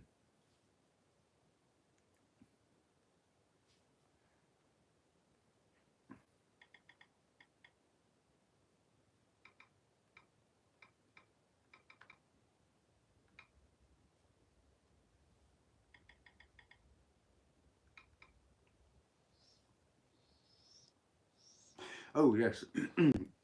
So we talked about that, weren't we? About things that go bump in the night.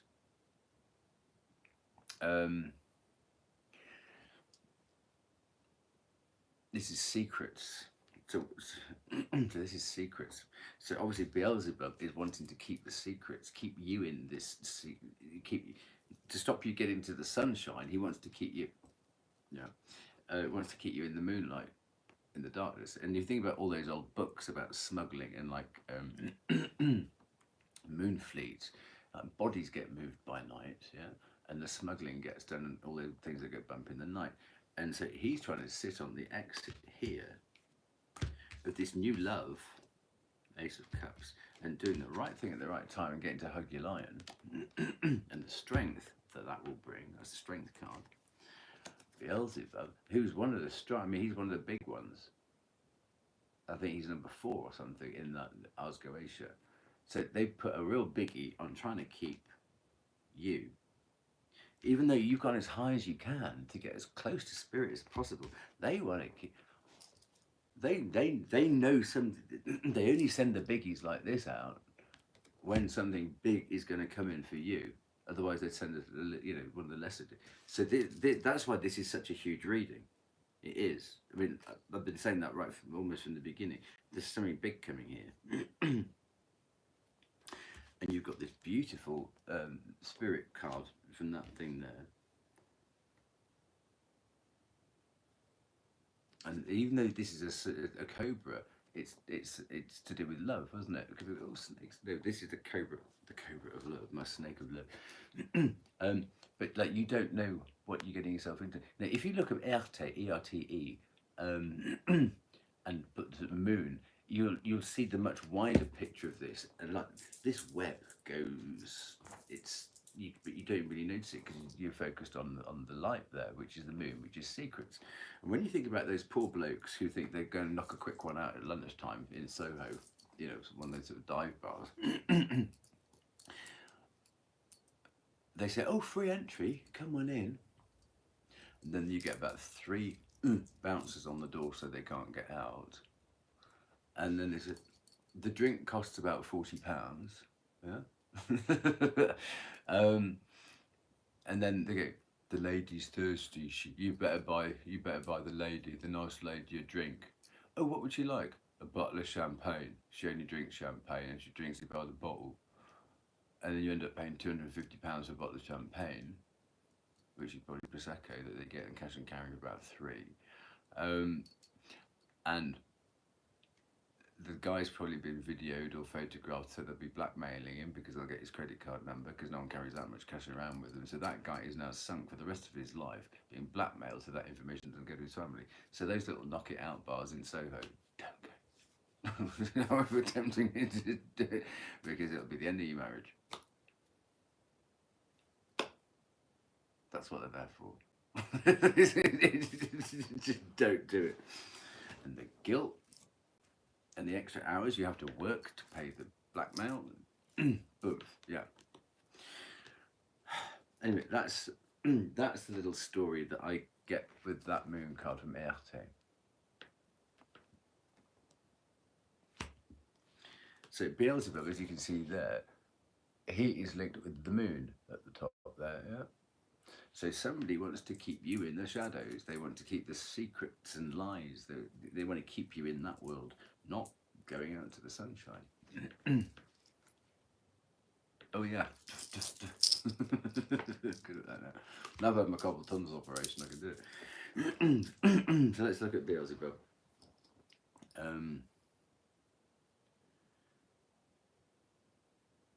How do you beat Beelzebub? Cool, that's what we want.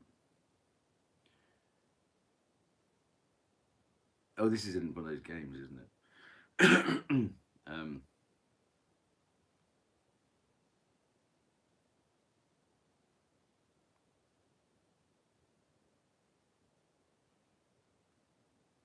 Okay, let's try this one. It's called, this is from Boo World.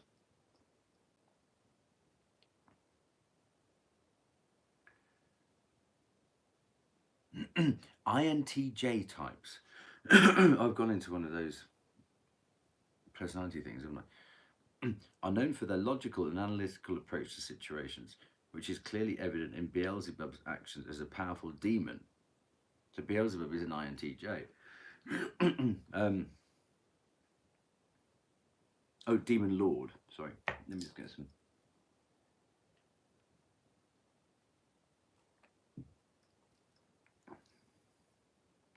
He's also introverted. Okay. Displaying a reserved and distant demeanour towards others. Well, the internet's his domain then, isn't it, if you can do it remotely? I'm probably Jay. It was probably Jay. Sorry. Jay Beelzebub. Additionally, his intuition helps him anticipate and plan for potential outcomes, while his judgment allows him to make calculated decisions without being clouded by emotions or personal biases. In summary, Beelzebub may display an INTJ personality type due to his logical, introverted, intuitive, and well-planned approach to his actions as a demon lord. Wow.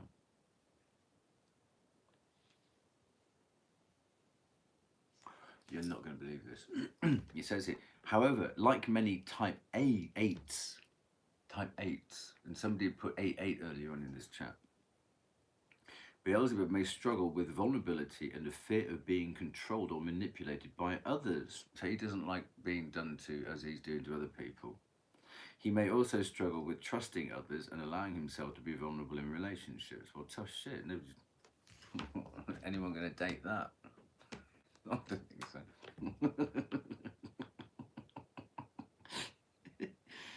Oh dear. There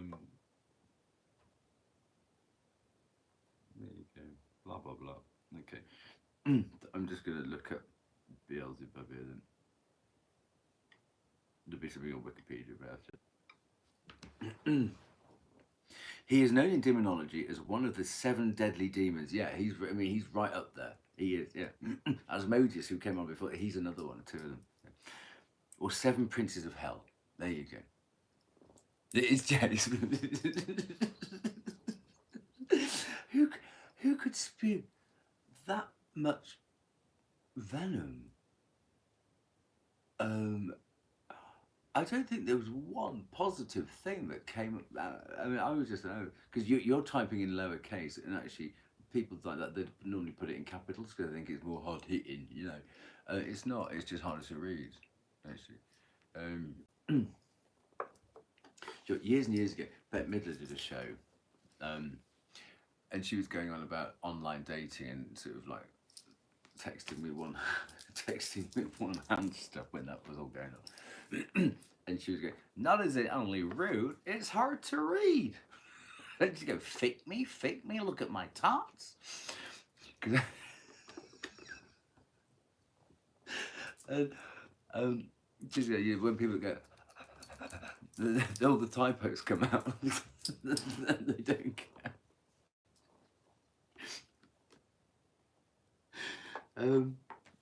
Anyway, Bette Midler's done some funny stuff on internet, sort of sex stuff. So Beelzebub, who's known again, the Dictionnaire Infernal describes Beelzebub as being capable of flying, known as the Lord of the Flyers or the Lord of the Flies. But I've often associated with boarding schools with Lord of the Flies. Yeah. Oh, so let's do this then. This is just on Wiki then. Hebrew scriptures, we don't know, that's going to be awesome. Well, Beelzebub, Lord of the Flies, well, yeah, where's he going to land then? He's on a shit heap, isn't he? I'm just going to sit back for this and put my feet up because it's only reading there.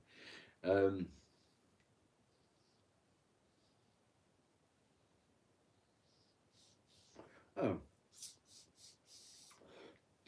Well, we're out of that cycle. Into the next cycle. No more cherry. In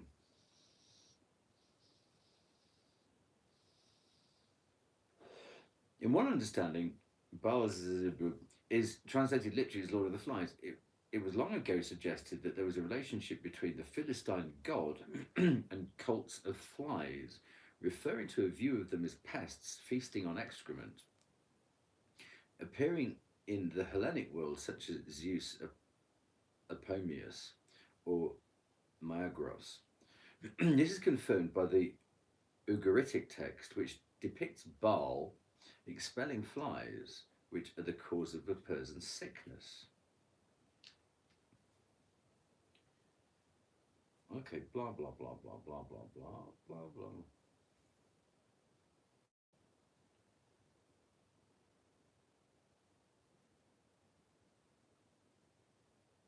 Testament of Solomon.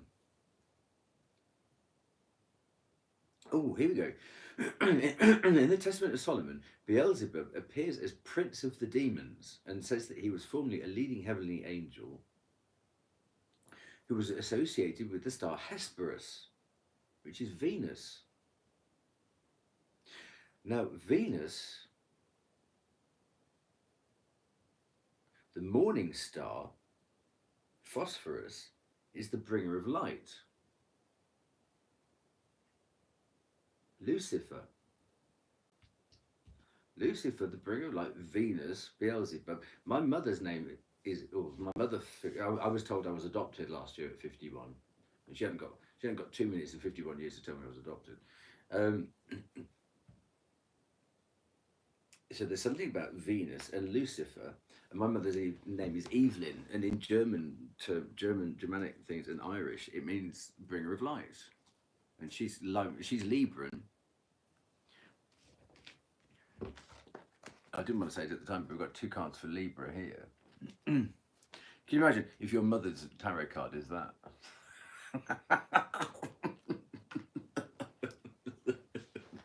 Cold Arctic woman.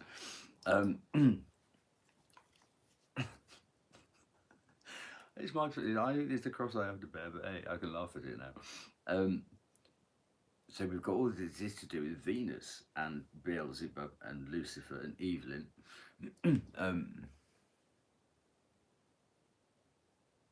I have been struggling at present, and I have wondered why so. This is the beginning to make sense. But brilliant.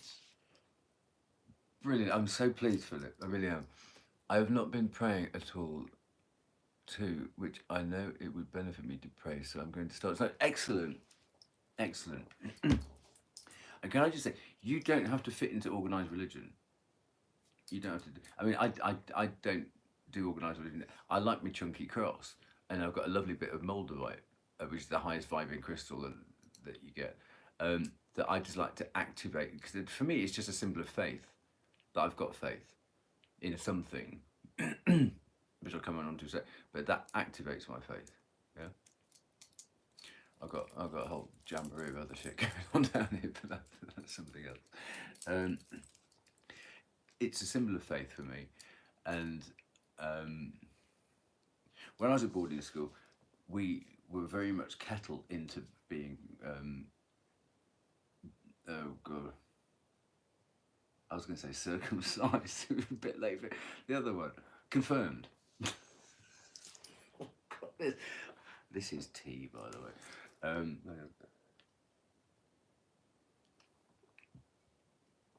Anybody who didn't want to be confirmed was like Untermensch. And there's a poor Catholic boy who, his family was a very, very wealthy Catholic family up in North Yorkshire, near Massam. And of course he couldn't join the confirmation club because he was from a very distinguished Catholic family. So he was like that. I think there was a Jewish guy there as well, and he could, and it was wrong. It was an abuse of power. Teachers in a boarding school where nobody's parents can rock again what you do because you haven't got your parental support there. So these people were, it was really quite abusive. And when I actually was old enough to think about it, I don't like organised religion. I really don't like organised religion. Personal faith, the power of faith is something quite different. And having your personal faith. And who's to say, a bit like a buffet table, why can't you have a bit of that one and a bit of that one and a bit of that one? I've got my own faith based on a smorgasbord of that and that and that and that. I know what it means to me, and I know the strength it gives me, and I know how often I have to do it, and I know what the signs are that somebody's trying to sort of get my attention, this one, and it's turned my life around.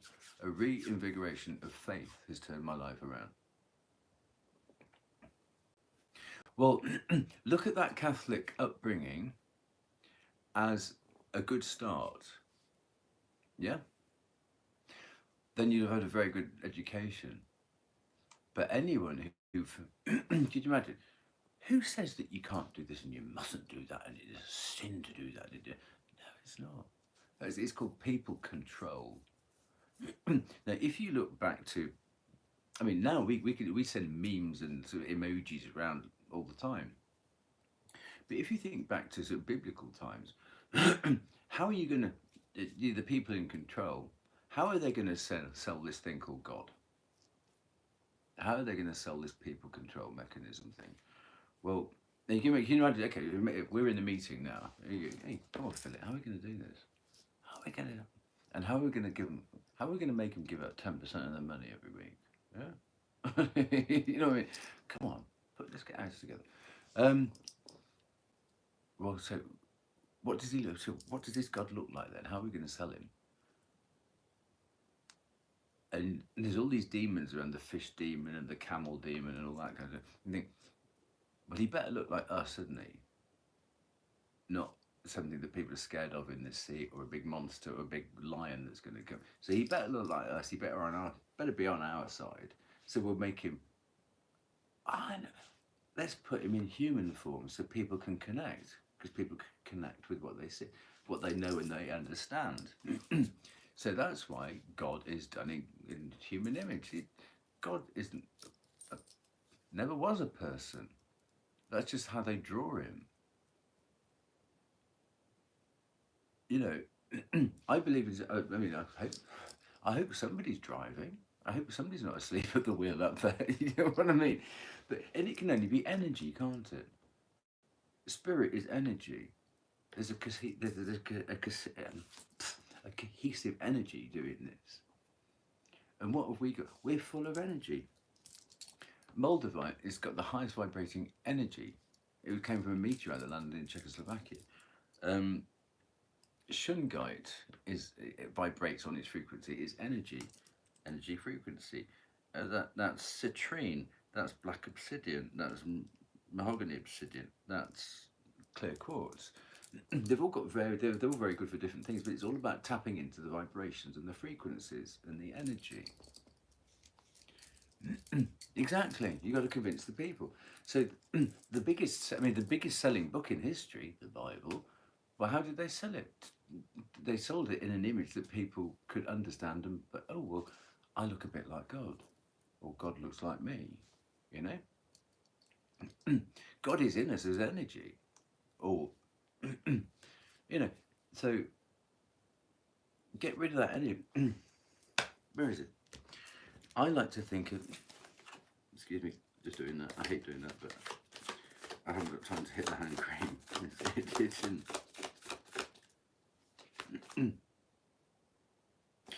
This is the card in this deck for the end of the cycle. Yeah? And I think that beautifully depicts about how we feel in energy. It's a beautiful, beautiful picture. Yeah? In cosmic universal energy. Now, it's the card of Wheel of Fortune, which obviously links to Jupiter or Jupiterian energy, which is expansion. Sagittarius. But I think God looks something like that. He's at the centre of everything. And when he moves, everything moves. And that's what the divine timing of the Wheel of Fortune is all about. Yeah? So if God goes like that, everything else goes like that. Yeah? I think God that's one of my images of God. Or spirit. Yeah? If spirit wants to go, then everything else goes like that. Yeah? But this, if ever you want to get a deck, this is called the Shimmering Veil Tarot. It's a beautiful, beautiful deck because it's not your normal. It's not your normal. Like that's the Hanged Man. It's not your normal pictures. So what it isn't, if you see what I mean, is people like that, which is a bit like catchphrase, that TV show. See what you see, and it spells it out to you. You know, oh, I can see somebody hammering away at something. That means industry bump. No, this deck actually is like, what does it mean to you in that spread, in that context, and instead of sort of being prescriptive about the meaning of it, you draw it out of the card. It's a different approach. You pull it out. It's your investigation that pulls that out, and it means something different every time. It looks very James Bond, doesn't it? Nobody does it better. You know what I mean? And it's a beautiful, beautiful deck. I mean, I think the God is an entity, you know. Absolutely. Well, energy is everywhere, and God is energy. Was it? Light is an energy. Sound and vibration, and light and color is all frequency, vibration, energy. So in the beginning there was light. Well, that's God. If you want to call it God, that's God. Right there, right at the beginning. Man, light is energy, frequency. Thank goodness he was paying his bills. But if you excuse me 1 second, I've got to go and point Percy at the porcelain. I'll be 2 seconds. What am I doing? No, take me back. Oh, I won't be a second.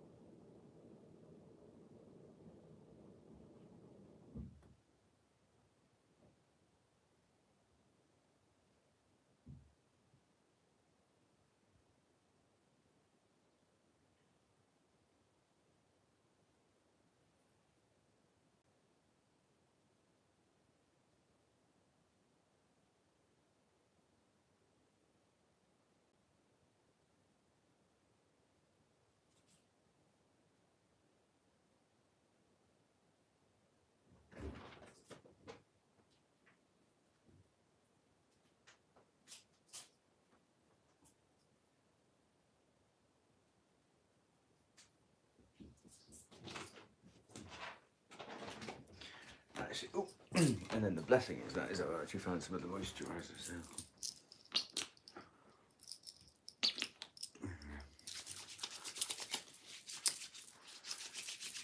Right, where were we?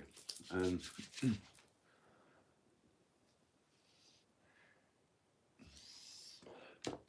if you think how big the universe is, it has to have been created by something much. Absolutely. Yeah. What a creation. Absolutely. It's beautiful and mundane. Absolutely. But on top of all that, he gave us the choice to see the beauty or bounce along the bottom, a bit like our previous caller, reveling in everything that's wrong and pointing out to everybody else what's wrong with them, trying to bring them down. And the whole thing about this is, the whole thing about this is about rising above, isn't it? This whole reading is about rising above and increasing your vibration to be more in tune with the divine. Rise above, be like the bird. Thing in here. And you can do that by crystal work. I'm not saying get a meth habit. But let's do that. Thank you, Philip, because you just inspired me to go and get this deck from over here.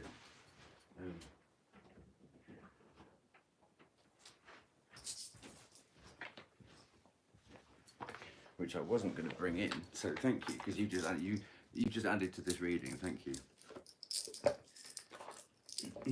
So this is lots of different crystals, okay,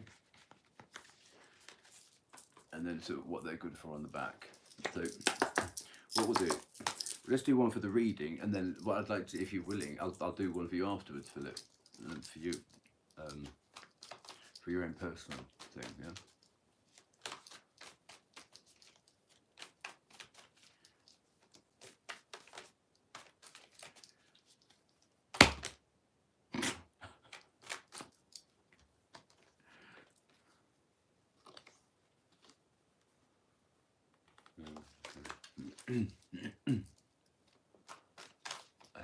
Young George Michael, thank you. Is that a good thing? Is that a good thing? My favourite George Michael song is Spinning the Wheel. Spin the wheel. And what we've just been talking about, we just talked about the Wheel of Fortune. See, that's card number 10X there. Wheel of Fortune. Spin the wheel. 3 o'clock in the morning, and it's right. Bam, bam, bam, bam, bam. Bam, bam, bam, bam. Before you got like there, I saw that. Don't worry about it. I'm gay, you know that, don't you? And actually, he was from Rickmansworth.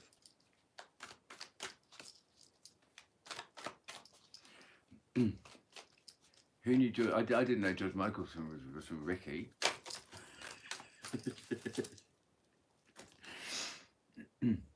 I got adventuring, but I didn't finish the shuffling process on that.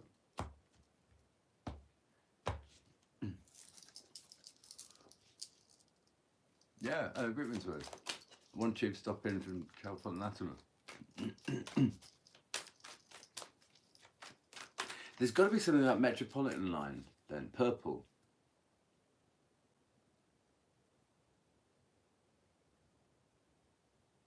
Burnham Beaches.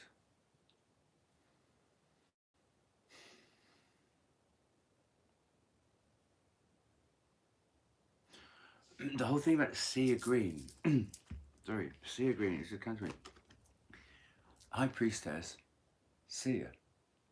She's the seer.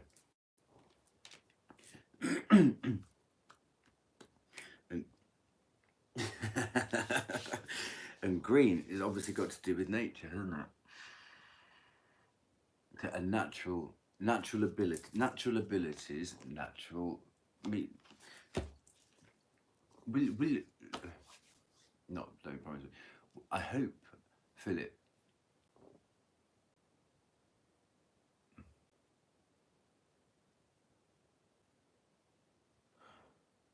Oh, it was Adam who said that, was it? I don't know. Oh, I didn't. Hello, Adam. How you doing? Adam, all I can say is if I thought that was Philip saying that. We just got rid of Jay, Adam, so please keep it positive. This is a positive place. There are plenty of other people who do negative stuff. You'll be in good company there. I haven't seen. I can't really read it because my glasses don't go that far. But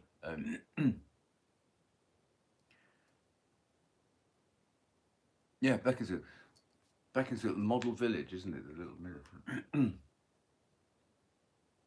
But I borrowed somebody's dog for a while. I used to take him for a walk down Burnham Beaches. Beautiful, and I never knew that it was right on my doorstep. Ah, and where's next on the thing? Maidenhead. Yeah. Okay.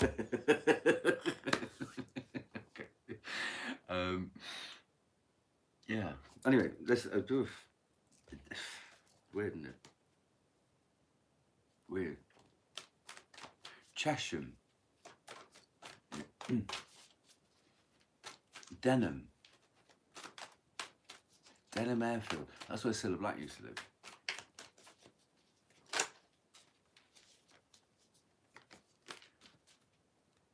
Denham's stunning. Did I do this already? I can't remember. I love my time in Buckinghamshire. It's you know, it's not very far into London, but you're actually where people are people. You know, they're not metropolitan arseholes. You know? Right, so let's see what wants to come out for the reading. Oh, really, all that?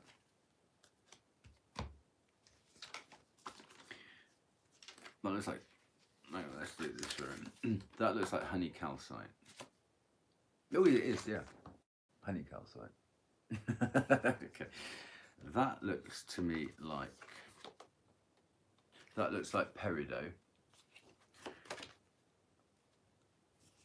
That's definitely aragonite.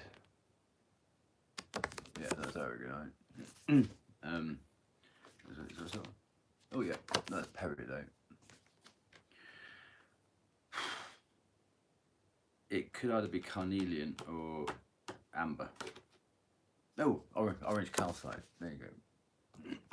I threw it out for him back. So let's do this. Amersham. I love that. There's big Tesco's up at Amersham. Yeah. So we've got honey calcite, orange. I don't like getting favourite. My favourite colour is orange. I love orange. These four fell, but take these from the reading. But Philip, I'd love to do you a private one afterwards. Okay. So we've got honey calcite, and then we've got aragonite, Catherine of aragonite, peridot, and orange calcite. Okay, I'll read. And I read. I'll have to read from over here though. Actually, no, wait, I'll tell you what I'll do. I'll put the overhead on. There, make it much easier, won't it? No. Let's go with aragonite first.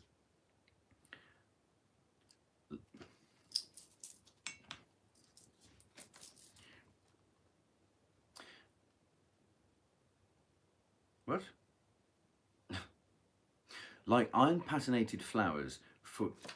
I always think it looks like a heart transplant because you always get like the big aorta, the thing at the top. I think it looks like an internal organ.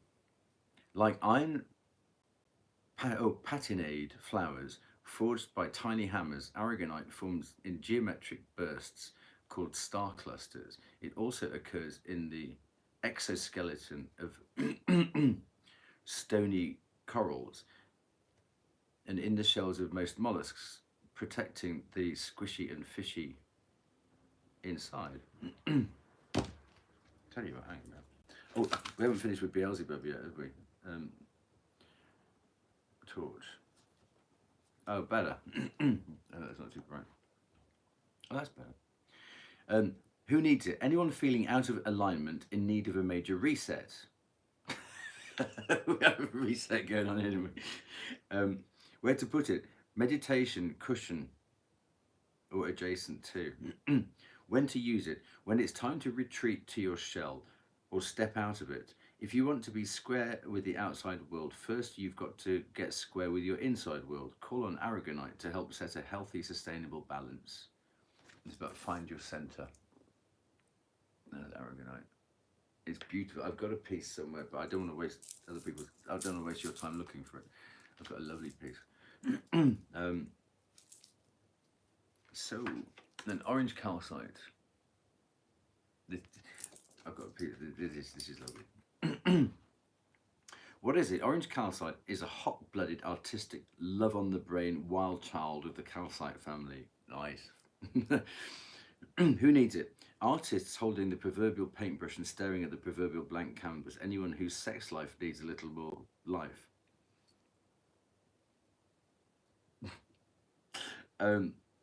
Where to put it? The honeymoon suite. The energy's just changed, isn't it? When to use it? When you want to make something beautiful, orange calcite's energy is all about breaking through the fog and the fear that hang on the path to creation. Breaking through the fog and the fear. So I think orange calcite, a piece of orange calcite could help go, not today, Satan. Yeah. Get some orange. Yeah. When you want to add some energy to your creative process or take on the Kama Sutra one page at, what do you mean one page at a time? But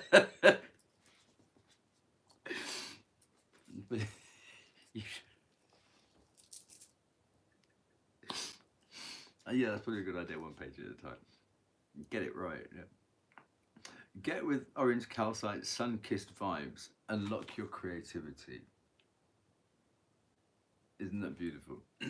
I'd forgotten it meant that. I knew it was up being positive, and it's the colour I love most. Now, peridot, a little story about peridot, is my parent figures they bought a villa in Lanzarote, which is all volcanic. And in the bits of lava was this green stuff. They called it olivina in Spanish. And who knew? I mean, it was just sitting there in the ground. Wherever you walked, it was this olivina was there. If I'd have known that, I'd have gone with an empty suitcase and come back with buckets of the stuff. But they call it peridot now, and it's a semi-precious stone. Duh. Duh me. Can you imagine? Precious peridot, a chic type of olivine. It's like the vitamin D of your crystal diet plan. The stone's sunny energy and candy lime hues promote a zest for life. The intensity of peridot's green shade comes from the iron, with a metal with the energy to get things done. Who needs it? Brooders, the lackadaisical, anyone dreading those long winter nights. Where to put it? Wherever you choose, basically. When to use it? When you're not applying yourself. Success isn't something to be afraid of. You have permission to unabashedly go for it. Power up with peridot and enjoy the ride. Magnetize your motivation. Now, if I'm not wrong, yes, isn't that fucking crazy? Yeah, peridot. I've got a bit in my pocket right there. Isn't that messed up? Isn't that just messed up? It's out of the two crystals I chose to put in my pocket earlier on, I've got peridot as one of them. That is messed up. I was 78 cards there. I love it.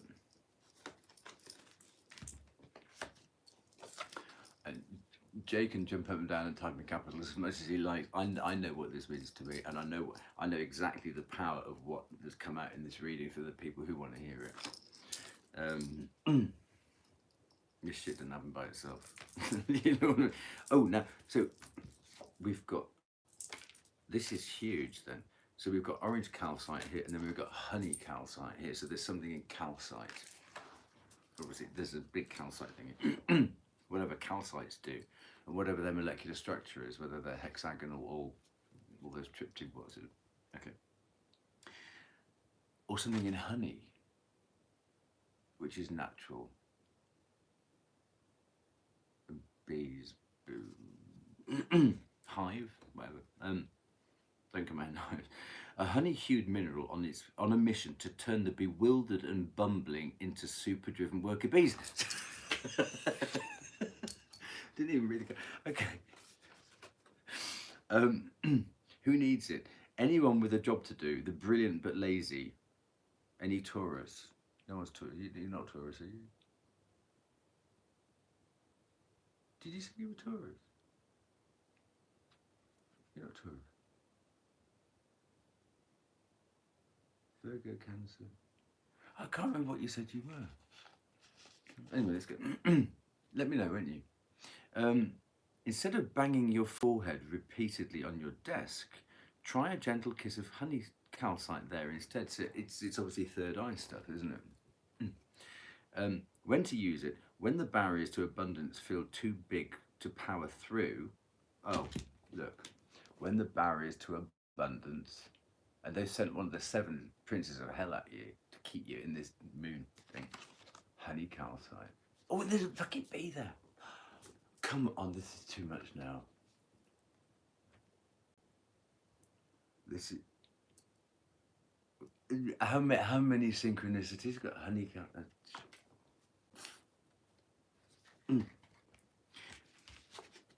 We've got 78 demon cards. We've got 78 crystal cards. And honey calcite is talking about busting through the blockages. That's right, Pisces. Thank you.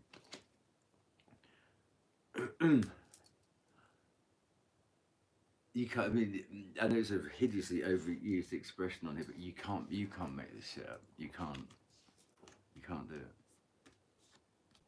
And this one was talking about, well, these 2 cards here were talking about sunshine, and the sunshine's on the other side of busting through somebody who's trying to sit on your exit from the shadows. So when the barriers to abundance / sunshine feel too big to power through, when it's time to stop waiting your turn, we talk about, yeah, do your work, park it, and spirit will finish it over, get it over the finish line. So waiting your turn until tomorrow. Picture yourself triumphant on the other side,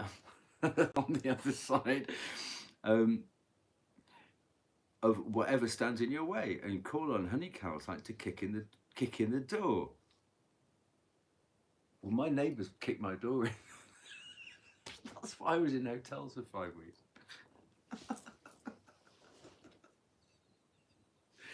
This is freaky. This is so freaky. So listen, if you want to do screenshots, that's honey calcite. Okay. Bob. It'll be up there if you want to get back to it. Anyway. No, that's peridot. That's orange calcite. And that's aragonite.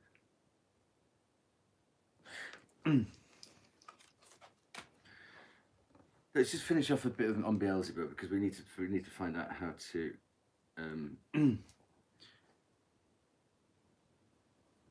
get rid of it. So we've got Venus. That's right, Venus. Oh, seemingly Beelzebub here is synonymous with Lucifer. Beelzebub claims to cause destruction through tyrants, to cause demons to be worshipped among men, to excite priests to lust, and to everything, basically to turn everything upside down, to cause jealousy in cities and murders, and to bring about war.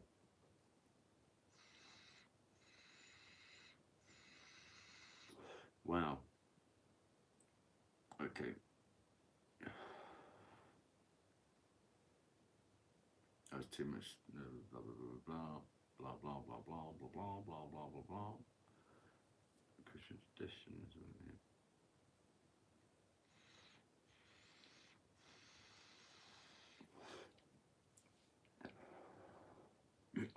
Beelzebub is commonly described as placed high in hell's hierarchy.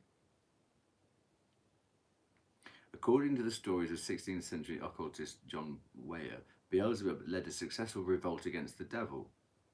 Oh, right. He wanted his own bit then. Is the chief lieutenant of Lucifer, the emperor of hell, and presides over the order of the fly. Yeah, I just went to the loo. I thought I'd better make sure they're done it.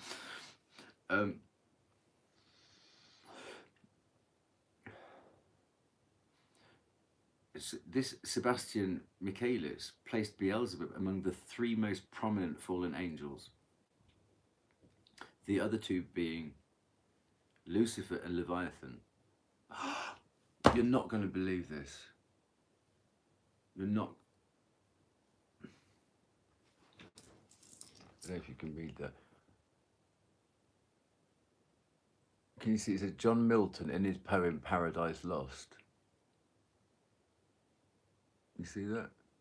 We were just talking about Chalfont St Giles and John Milton and Paradise Lost.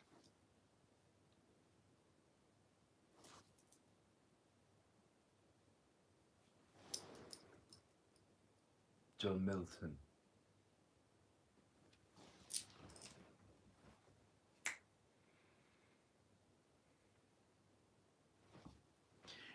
And the Great Fire of London was in 1666 or 1666, yeah. And Paradise Lost was written because John Milton wanted to get out of London, 1667.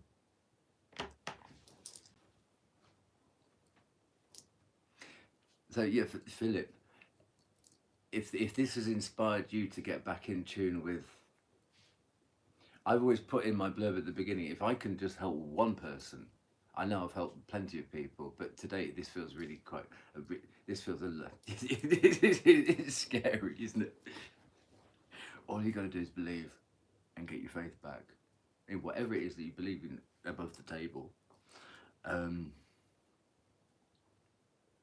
So John Milton, in his epic poem Paradise Lost, identified the unholy trinity. Oh, so Father, Son, Holy Ghost. There's a downstairs trinity of Beelzebub, Lucifer and Astaroth, with Beelzebub as the second ranking. So, my goodness, they've sent number 2. They sent number 2 to keep you in the dark. Well, out comes honey calcite.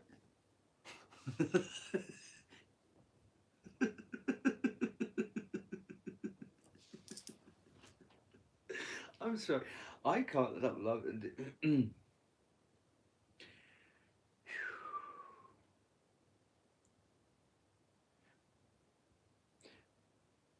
Beelzebub is the second ranking of the many fallen angels. Milton wrote of Beelzebub, that whom Satan accept, none higher sat. So Satan, so basically, he's Satan's pet fly. This is number 2. So Philip, you must be doing some good stuff in your world, in your life, because you're the only person that's really interacted with me on this. So this is, and and thank you for doing. If you hadn't done that, I wouldn't have gone to get the crystals. So you're very much part of this reading. You're very much part of this reading. Yeah. But I would be happy to do a reading for you with the initial intention of you, not just you by accident, if you see what I mean. But yeah, I don't know what prompted you to come in here. I mean, I don't know. But something, you just went, oh, click, I'll go and see what that idiot's talking about tonight. And here the hell we are, at 1:15 in the morning. But it's, whoa. I don't want to big myself up, but something fucking huge has come out of this.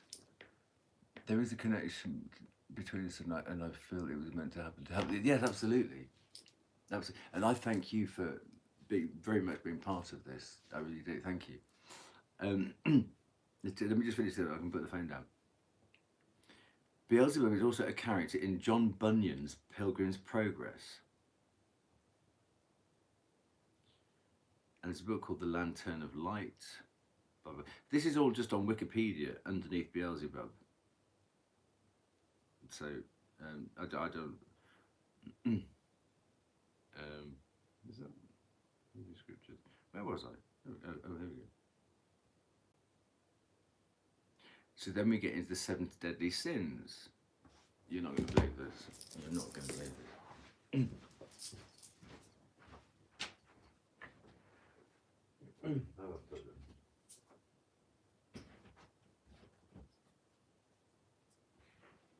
I've taken them out separately. There's a fantastic deck, a fantastic tarot deck called Hieronymus Bosch, who was an artist around that time. And it's a beautiful deck because it's got that lovely blue edging on it. And what I do, it's very much all those. It's quite. It's a beautiful deck anyway, but it's all that kind of time, you know, that sort of middle-agey type thing. It's quite gruesome.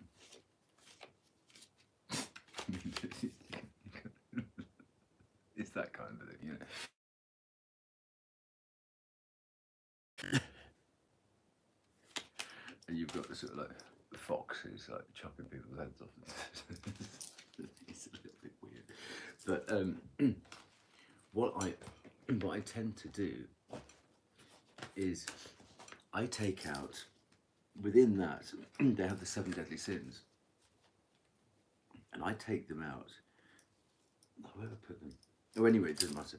But I always take them out because I like to have the 7 deadly sins just with me as almost like an oracle clarifier. I can't think where I put them. It doesn't matter for now.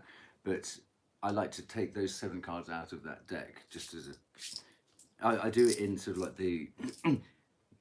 If you look back over my previous posts, I do the pendulum stuff to find out who's being an arsehole to who, and if they've got any flying monkeys, and so what can this person do to get justice against that person, and then I get the 7 deadly sins out to see what the cause of the conflict is, because if you're not a jealous person, I'm very proud. I'm very fortunate.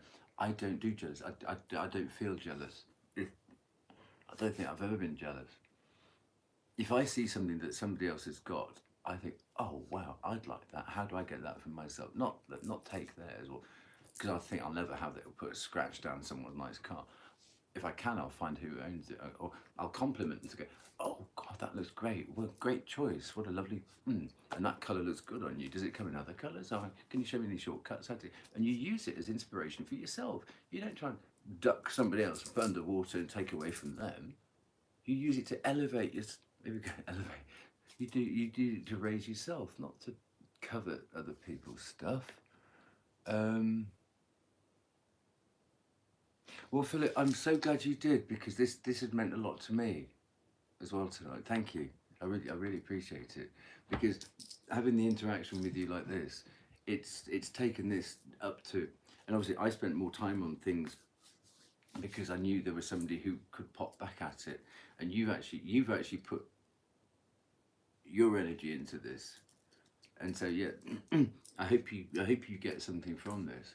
And any projects that you've got where you think, oh, you've got about 3 things that's almost at the finishing line, but you can't get it over,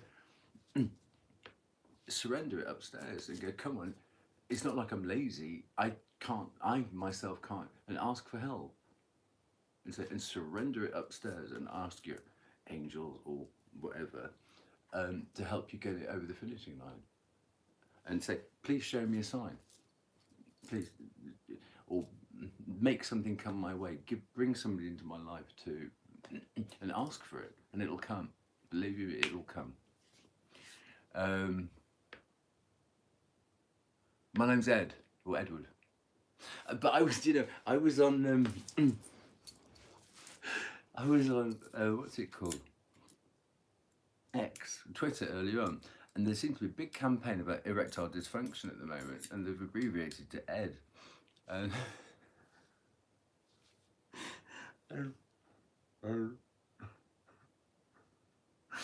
there's all these. Yeah, you don't go from getting out of it. Are you struggling with Ed?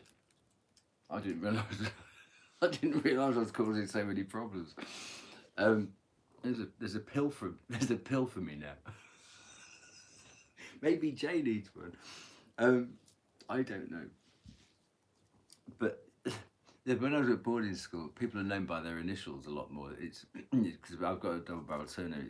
It's KJ. So I was known as ETKJ, and then Steve. I mean, I was doing all right until Steven Spielberg came along and did that movie E.T. And then I got all these sort of Lord of the Flies. Didn't I have a boarding school in Lord of the Flies? North Yorkshire, Massam, Newton Le Willows. Oh my God, there's so much in here, isn't there? And if they didn't, I didn't fit in because I wasn't from a Freemasonic family. And I just did a thing earlier on about this actually.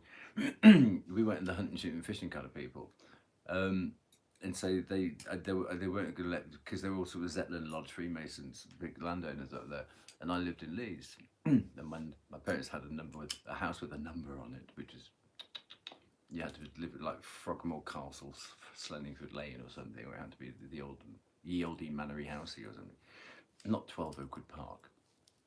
And forgot what I was talking about now. Anyway, it'll come back if it's important. Yeah, organised religion. That's where I got confirmed up there as well. So there's plenty about Beelzebub. Aix-en-Provence.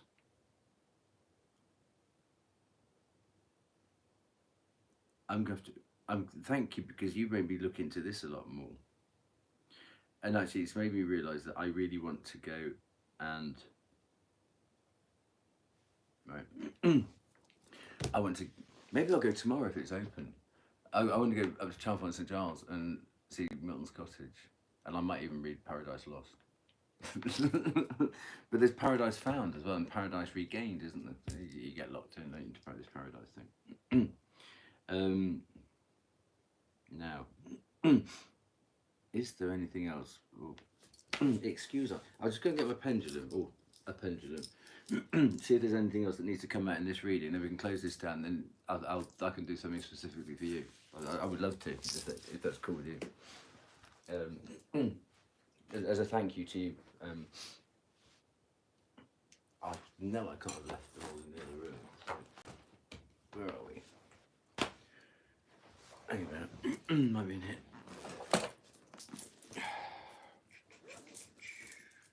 Ooh, cigarette. Cigarettes.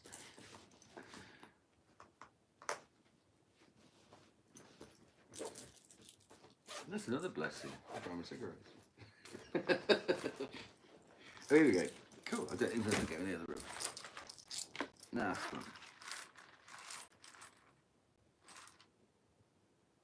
You know.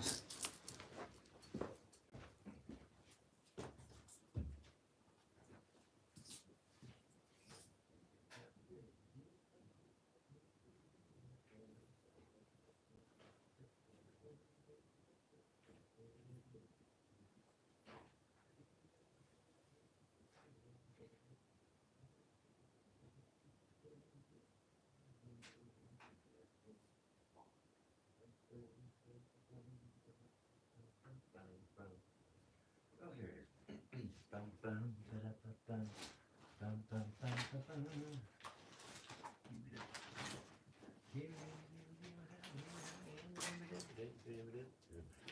I should get a tray, shouldn't I?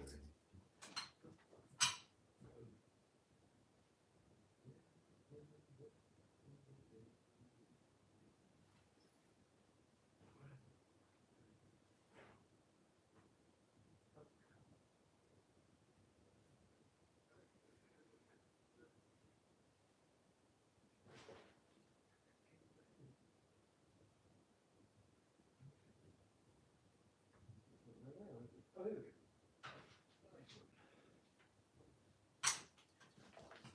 So, sorry about the sound effects, but I've got stuff everywhere because I'm packing up to move. It doesn't happen linear, does it?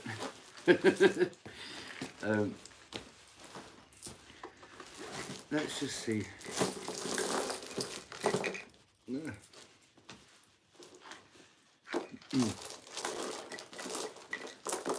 Let's do that to protect them.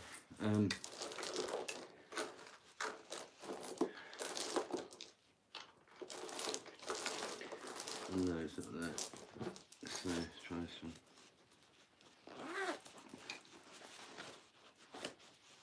Okay. No. Oh, it's got peridome. Oh, aragonite. Let's look at the aragonite. I've got another big. Oh, look, there you go. Honey calcite.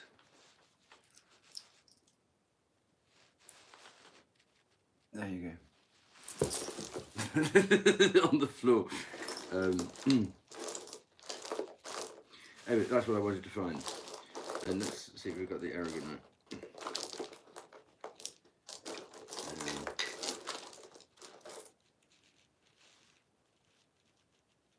No. So let's put this away.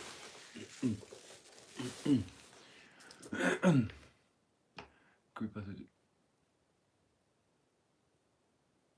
Oh, absolutely. But I'll tell you what, let me just do you a quick crystal card. So if you go out tomorrow and you go anywhere near a crystal shop,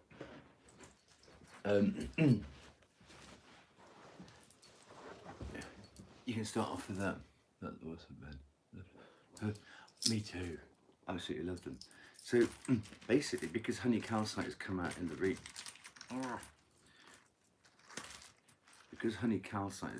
reading, let's use it to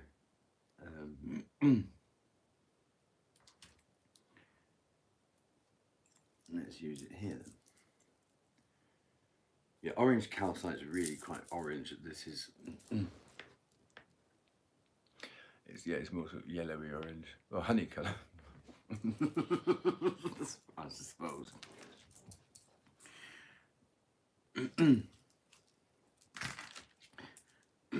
Before I do that, just this one last card, because this is the Carl Jung, who was the great psychologist.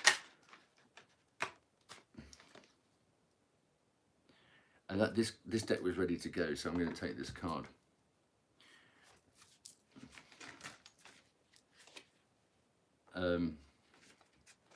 So this is about your psychological state, not just about actions, reactions, and people and whatever. This is, as you come out of this, if you get over Beelzebub, this is what's going to, how your psychological state is going to be. Oh, come on.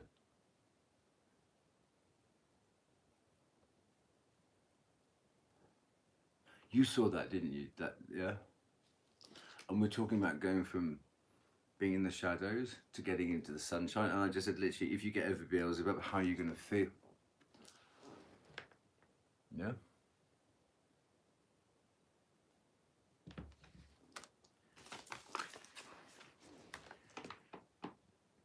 See that card there? That is the picture, yeah? The sun.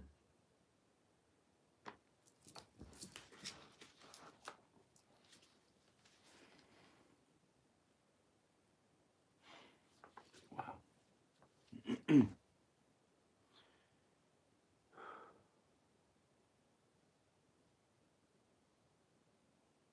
Oh, it's complete. That's.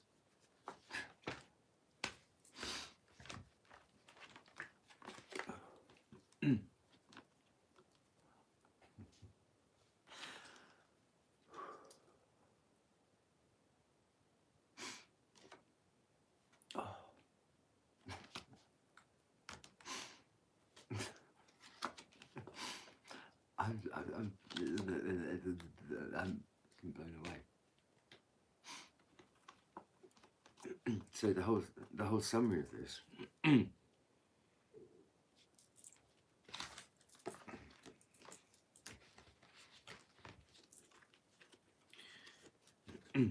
Is getting that 9 of starting off as the 9 of cups, waiting for that 1 of cups to come in to bring you 10 of cups, which is the absolute happiness card. Everybody wants the 10 of cups. The other card the only card really up from the 10 of cups is the sun, happiness wise, and that's what comes at the end. If you come out of the shadow, the moon thing, get past Beelzebub with your honey calcite, and you get to the sun. I'm stunned, absolutely stunned.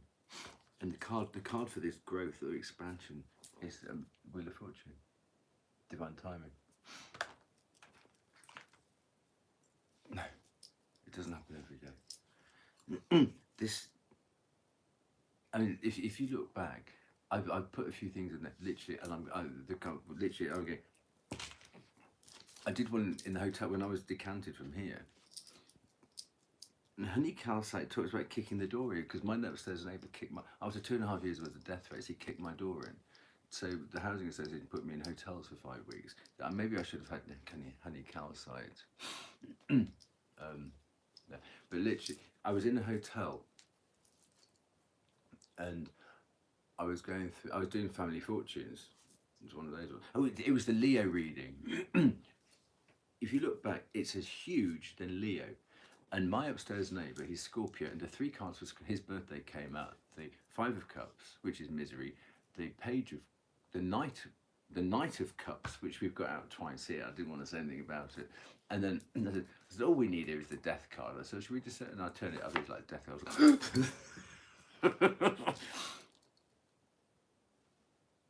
Shit. What was it? The 5 of Cups. I just pulled that. Come on.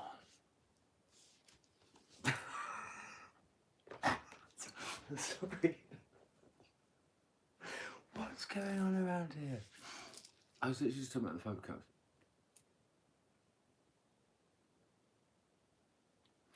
What the hell is going on? I'm loving it. Whoever's doing this. Anyway, so it's from about 3 weeks ago, and it's called Huge Leo Reading. And literally I said, oh, Death card's going to go.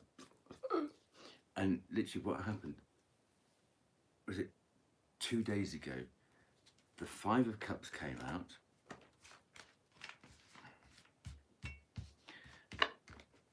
And I'm just going to use this card. The 5 of Cups came out, and the Page of Cups came out, 2 Scorpio cards. And then I said, well, we've already had the Death card out, so it can't be Death. I said, oh, I bet the Devil comes out instead.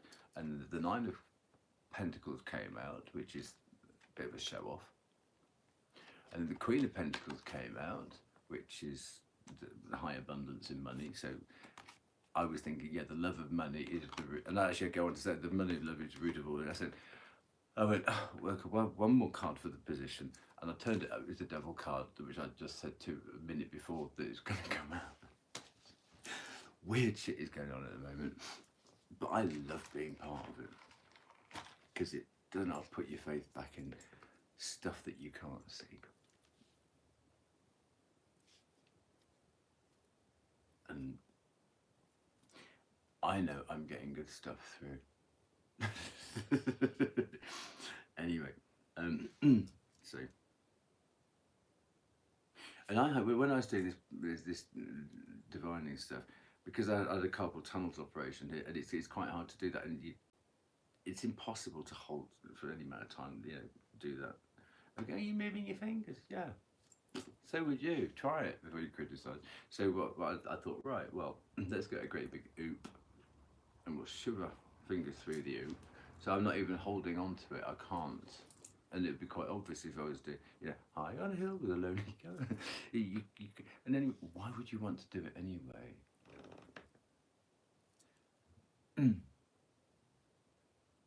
I hope so, Philip. I really do. And thank you for your company tonight. It's really meant a lot. I've really enjoyed this backwards and forwards. So let's have a look at this. And also, you don't need to spend a lot of money on Oh, this is lovely stuff. This is Vesuvianite. You don't have to get these sort of chiseled sort of pendulums, which cost sort of the £10 bit and up and above.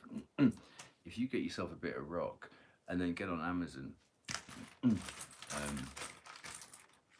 I'll add one there in a minute again. Just to show you the thing. Where it's gone. Oh, anyway, what you do is you can get these empty cage. The bit that goes round is like an empty cage, and you pull it apart and you fashion it around because you can pick up honey counter. That's probably about £2 rather than £10 of the pendulum. So just get rocks, which I like the rawness of them rather than the I like some polished ones, a bit like like that's Tiger's Eye, which goes like a shovel for me. This one is beautiful as well. Look, that's Miriam stone. Isn't it beautiful? Now your Pisces. Oh no, this one's fantastic. This is pink tourmaline. Oops. That was a low battery warning. Why is it not plugged? Oh, I better plug it back in, don't I? That's pink tourmaline. That goes like shit off a shovel as well. You wouldn't think it's pink, but when it's polished, I think they call it rosy night or something like that.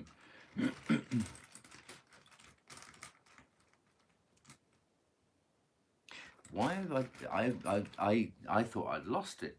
It's just Philip. If you get the chance, I'll take this out of here so I can show you the cages actually, because then I can read the thingy. I thought I'd lost this, and it's I've been hunting high and low for this, and it's just come back. So you get them all very different sizes. So you buy it on Amazon, you get about 60 of them or 100 of them, and they give you different sizes in there for the different things you can get. Then obviously you get your stone, you pop it in, and they've all got that little thing at the top. So all you need is a chain.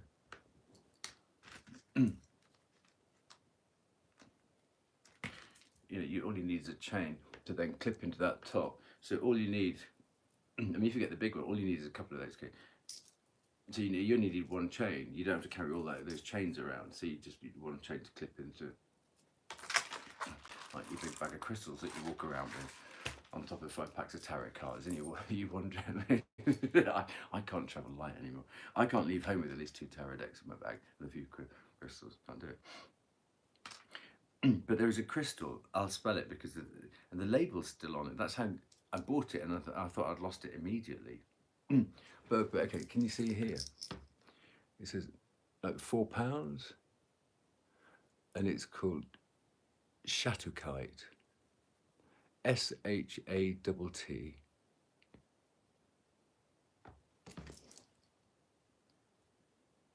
UCK says Shattuckite. Shattuckite. I'm going to take the label off so you can see what it looks like. It's beautiful. It's got so many beautiful colours in it. It's a very high vibing crystal. I'll see if I can find it in here. Can you see that it's got that beautiful colour there in it? Oh, it did have till I dropped it. Can you see? And then it probably doesn't come out in the cover. It's got some beautiful reds and just flecks of like burgundy and maroon, and it's very, very powerful. It's a really high vibing crystal. FC Bab. Yeah. Well, let's ask. Let's ask.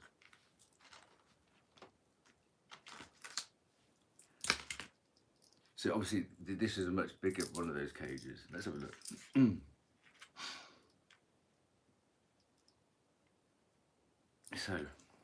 So Shattuckite with a double T. Shattuckite. I don't know who names these things, but let's take this off. Okay. Yeah, first of all, which way around is yes? On there. Which way around is yes? Which way around is yes? Sorry about clearing my throat so much. My neighbour tried to kick my door in again a couple of nights ago, and I screamed and shouted. It's on YouTube. I managed to film it. It's on a live thing, and I effed a bit. But I always lose. If I shout like that, I always lose my voice. Okay, which way? That's yes.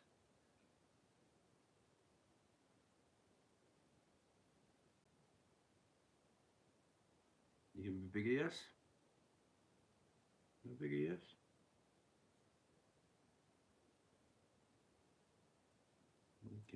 Okay. So, let's ask for Philip then. Would honey calcite, well then we'll do Shakatite. Would honey calcite be good for Philip? Would honey calcite be good for Philip?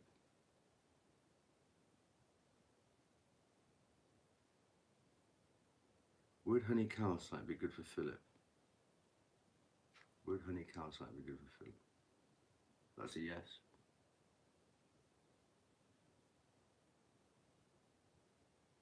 Would honey calcite be good for Philip? Nice big yes.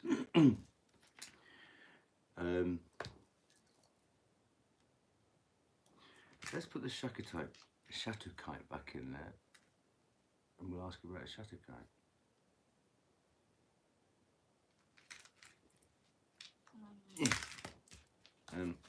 Excuse me for doing that. I hate doing that, but I can't find.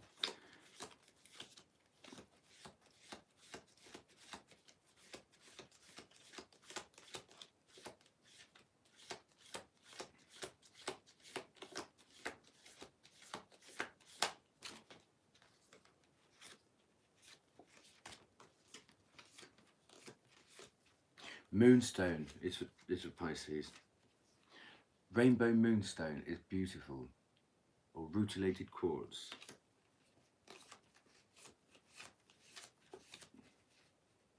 And I was saying, I just came across moonstone. Just I'll keep that.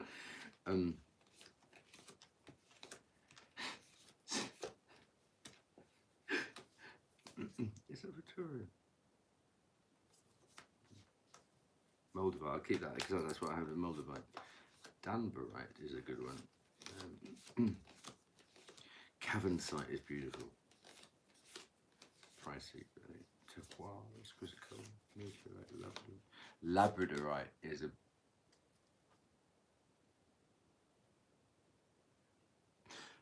I won't waste time finding it now, but I found a Labradorite heart in a shop. A Labradorite. Anyway, I won't read them out. I'll just do that so you can do. That's Moldavite. Okay, and it looks like that. Labradorite looks like that.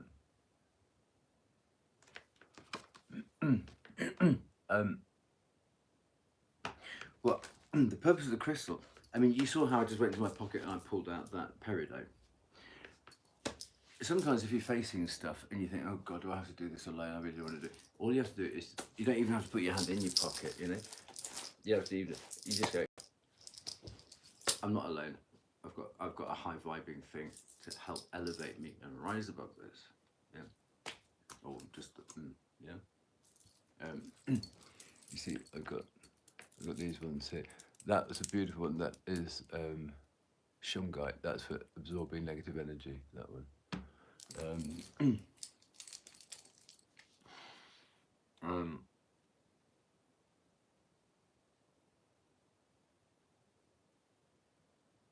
I've done a post. There's a beautiful shop here in London. Waterloo Fossils and Crystals shop. But I'm sure you'll have one much nearer to you. But what I'll do after this, I'll do a picture and I'll put it in the community tab.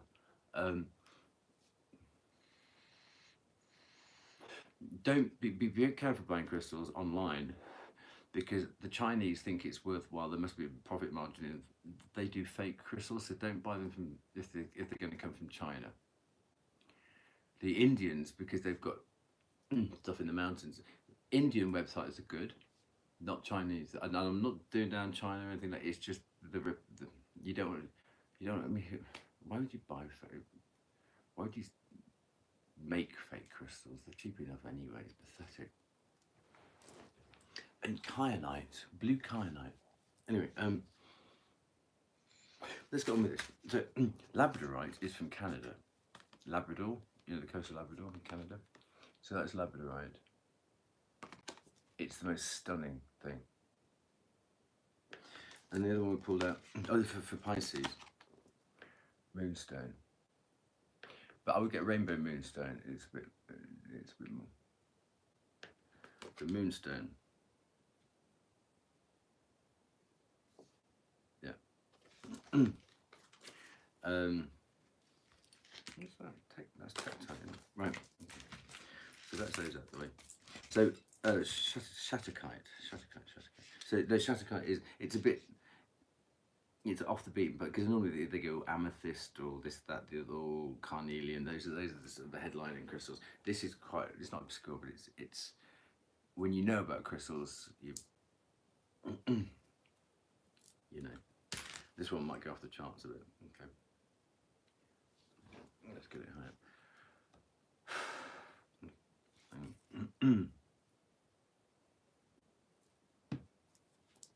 Okay.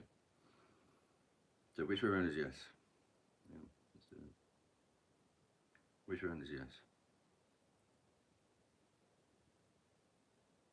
Which way around is yes? Which way around, yeah, it's which way around is yes? Which way, can you get a bigger yes? A nice big yes? A nice big, huge. What about a big yes for Philip, yeah? You see that? So, would Shakatag.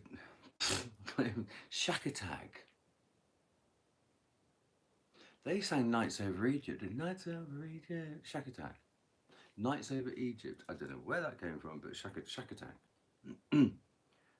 80s British band, wasn't it? So, would it knows what I'm going to ask. It's kicking off already. I haven't even asked the question. Would Chatterkite be good for Philip? Look at that. Look at that. Look.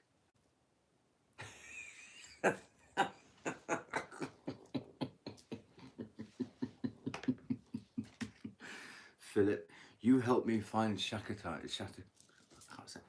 help me. You helped me find this. I thought I'd lost it. And actually, it's for you. Shatterkite. You see what happens when people work together? I mentioned this in a post not long ago. If you think about borders, let's say Germany and Poland, you got the Germans facing that way, and the Polish facing that way, because there's a border. That is my bit of turf, you know. Well, just think. So you've got everywhere there's a border. There's everyone sort of facing opposite each other. Boom, push. I'm going to rub out the chalk marks. I'm going to have your bit there, and then they get a bit more powerful. Well, we're going to have that river now, and you're going to have that lake, and then we have the coal field, and we have the. Wouldn't it be lovely if instead of like you and me sort of like facing off like that? Wouldn't it be lovely if we all just turn around and face in the same direction and put all of our energies in the same direction? Oh, I've got to plug the phone in. Shit. Otherwise it's.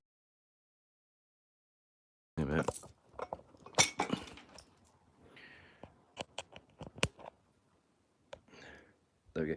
Now that's not my idea. I can't remember where whose thing I saw it on, but you think, well, yeah. Well, do you imagine as a species, as a planet, how much could be achieved if we all turned around and did stuff together instead of wasting all those resources and all that time facing off each other? It's SHATTUCK Shatuk ITE. So SHATT UCKITE. Let me get it on here.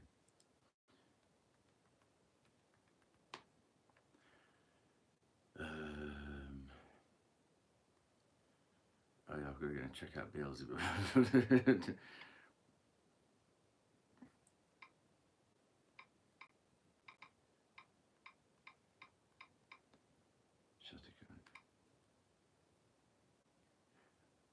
You can get it. You can. Isn't that weird? I was going to show you this. Philip, you're like some lucky mascot. You really are. You see here, it says polished shakatite. It's only 50 pence. Yeah, but there's a thing called Moonstone, and it's obviously it's a website like Etsy. We're just talking about Moonstone as well. Yeah, I pulled because you're Pisces. I pulled out Moonstone. So, to take a look at Moonstone. Make sure they're in Britain for postage and stuff like that. But that's too much of a coincidence. Talking about Shatterkite and Moonstone together like that. That's just nuts. So you can get the polished version. That's probably a bit bright, is it? You can get the polished version, like the one I've got. You've got all those lovely different colours in there. Yeah. Or you can get like the raw version. And so that they're selling. So that's £4.50 on Etsy, whereas that one is 50p on Moonstone. And just the fact that you're Pisces and we were talking about Moonstone, check there for it's priced in as 50 pence. So Moonstone must be in Britain, or it might not be because it might be converted it for here, but.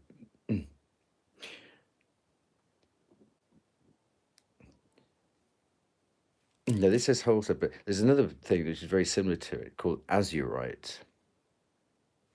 You see that? Azurite. You see all those beautiful. Yeah. Oh, is it? Oh, look, 50 pence on Etsy. You know, at those prices. Oh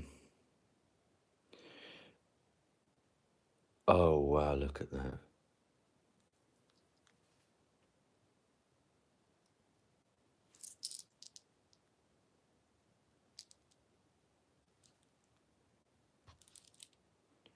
£15 on Etsy. Look at those colours.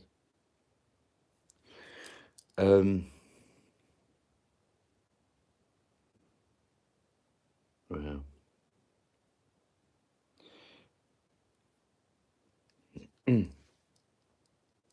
So, no, it's hard to get. That's what it looks like normally. So that's how you spell it there.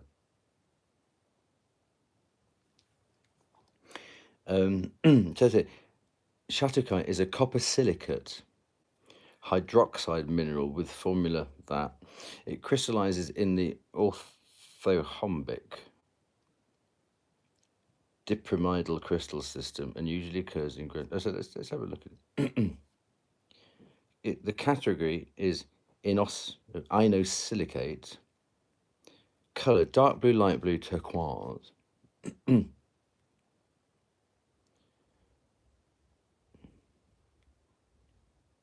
The benefits of Shatterkite: healing properties, supports the throat and helps heal tonsillitis and sore throat. It provides a shield from pollution. This healing crystal supports the digestive system and the spleen. This crystal assists and stimulates the secretion of bile. That's exactly what I said about Jay, wasn't it? Spewing forth all that bile. It's not a word you use every day, is it? And stomach acid for. Are you suffering from indigestion or acid reflux or something?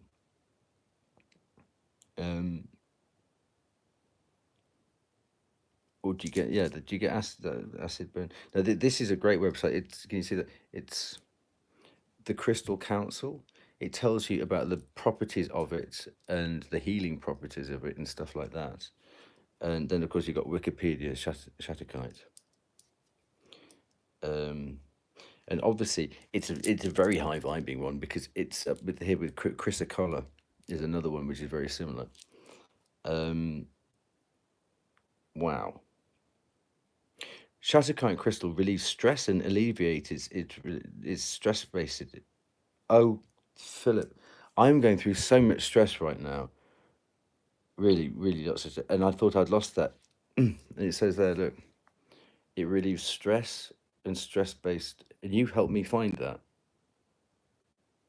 I could do with that. I could do with you brought that to me. This is helpful to people combating fatigue and anxiety. Healing properties supports the throat, tonsillitis, sore throat. Shield from pollution.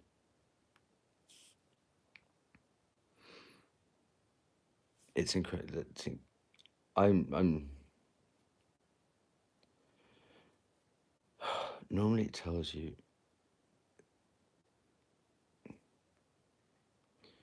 it helps with your insight, protection, channeling, aura. This is a lovely, it's called crystaldigest.com as well. They do a lot of stuff about how you can meditate with it. Okay, the Crystal Digest. So what I'm going to do here, I'm just going to put in a search. I'm going to put Shatterkite, and I'm going to put Pisces.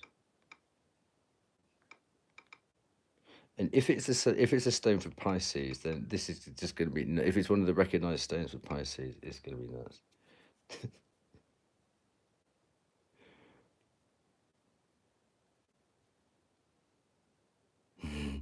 You know.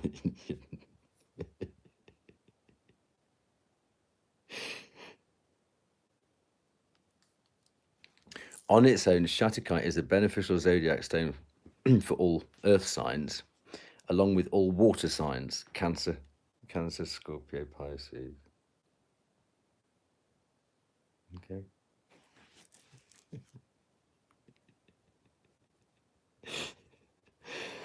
Okay. So cool. Okay.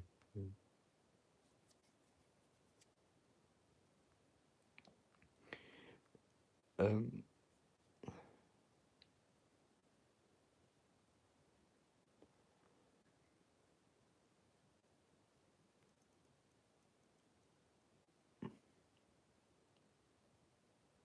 Okay, so I don't want to waste your time, but I want to bookmark that.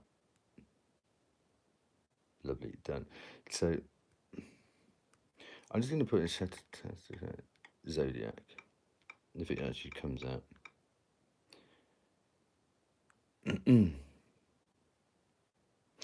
This one, no, it says Libra, Aquarius, Sagittarius, Pisces.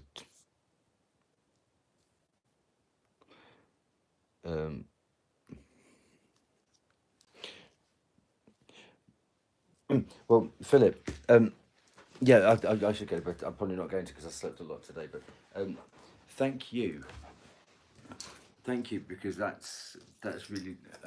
I must go to bed now. It's been an absolute pleasure. Well, please do. Yeah, thank you.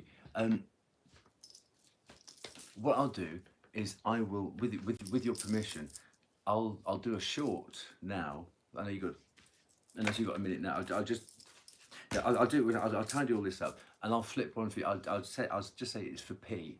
Okay, I'll do it in a short, and I'll post that, and you'll know that's for you. Okay. I'm absolutely blown away. And you've helped me do this, and I really do appreciate it. So long as I've got your permission to sort of do your energy for that one card, that's okay. And that's that. And my email address is down there somewhere. Please be in touch, because I will share anything that I can with you and show you shortcuts to help you avoid making the mistakes that I did. Yeah? Fantastic. Look after Deborah. I don't know if you've got kids, but don't forget it's Mother's Day tomorrow, will you? Yeah, Up Yorkshire, yeah. But there were too many coincidences not for this to have meant something.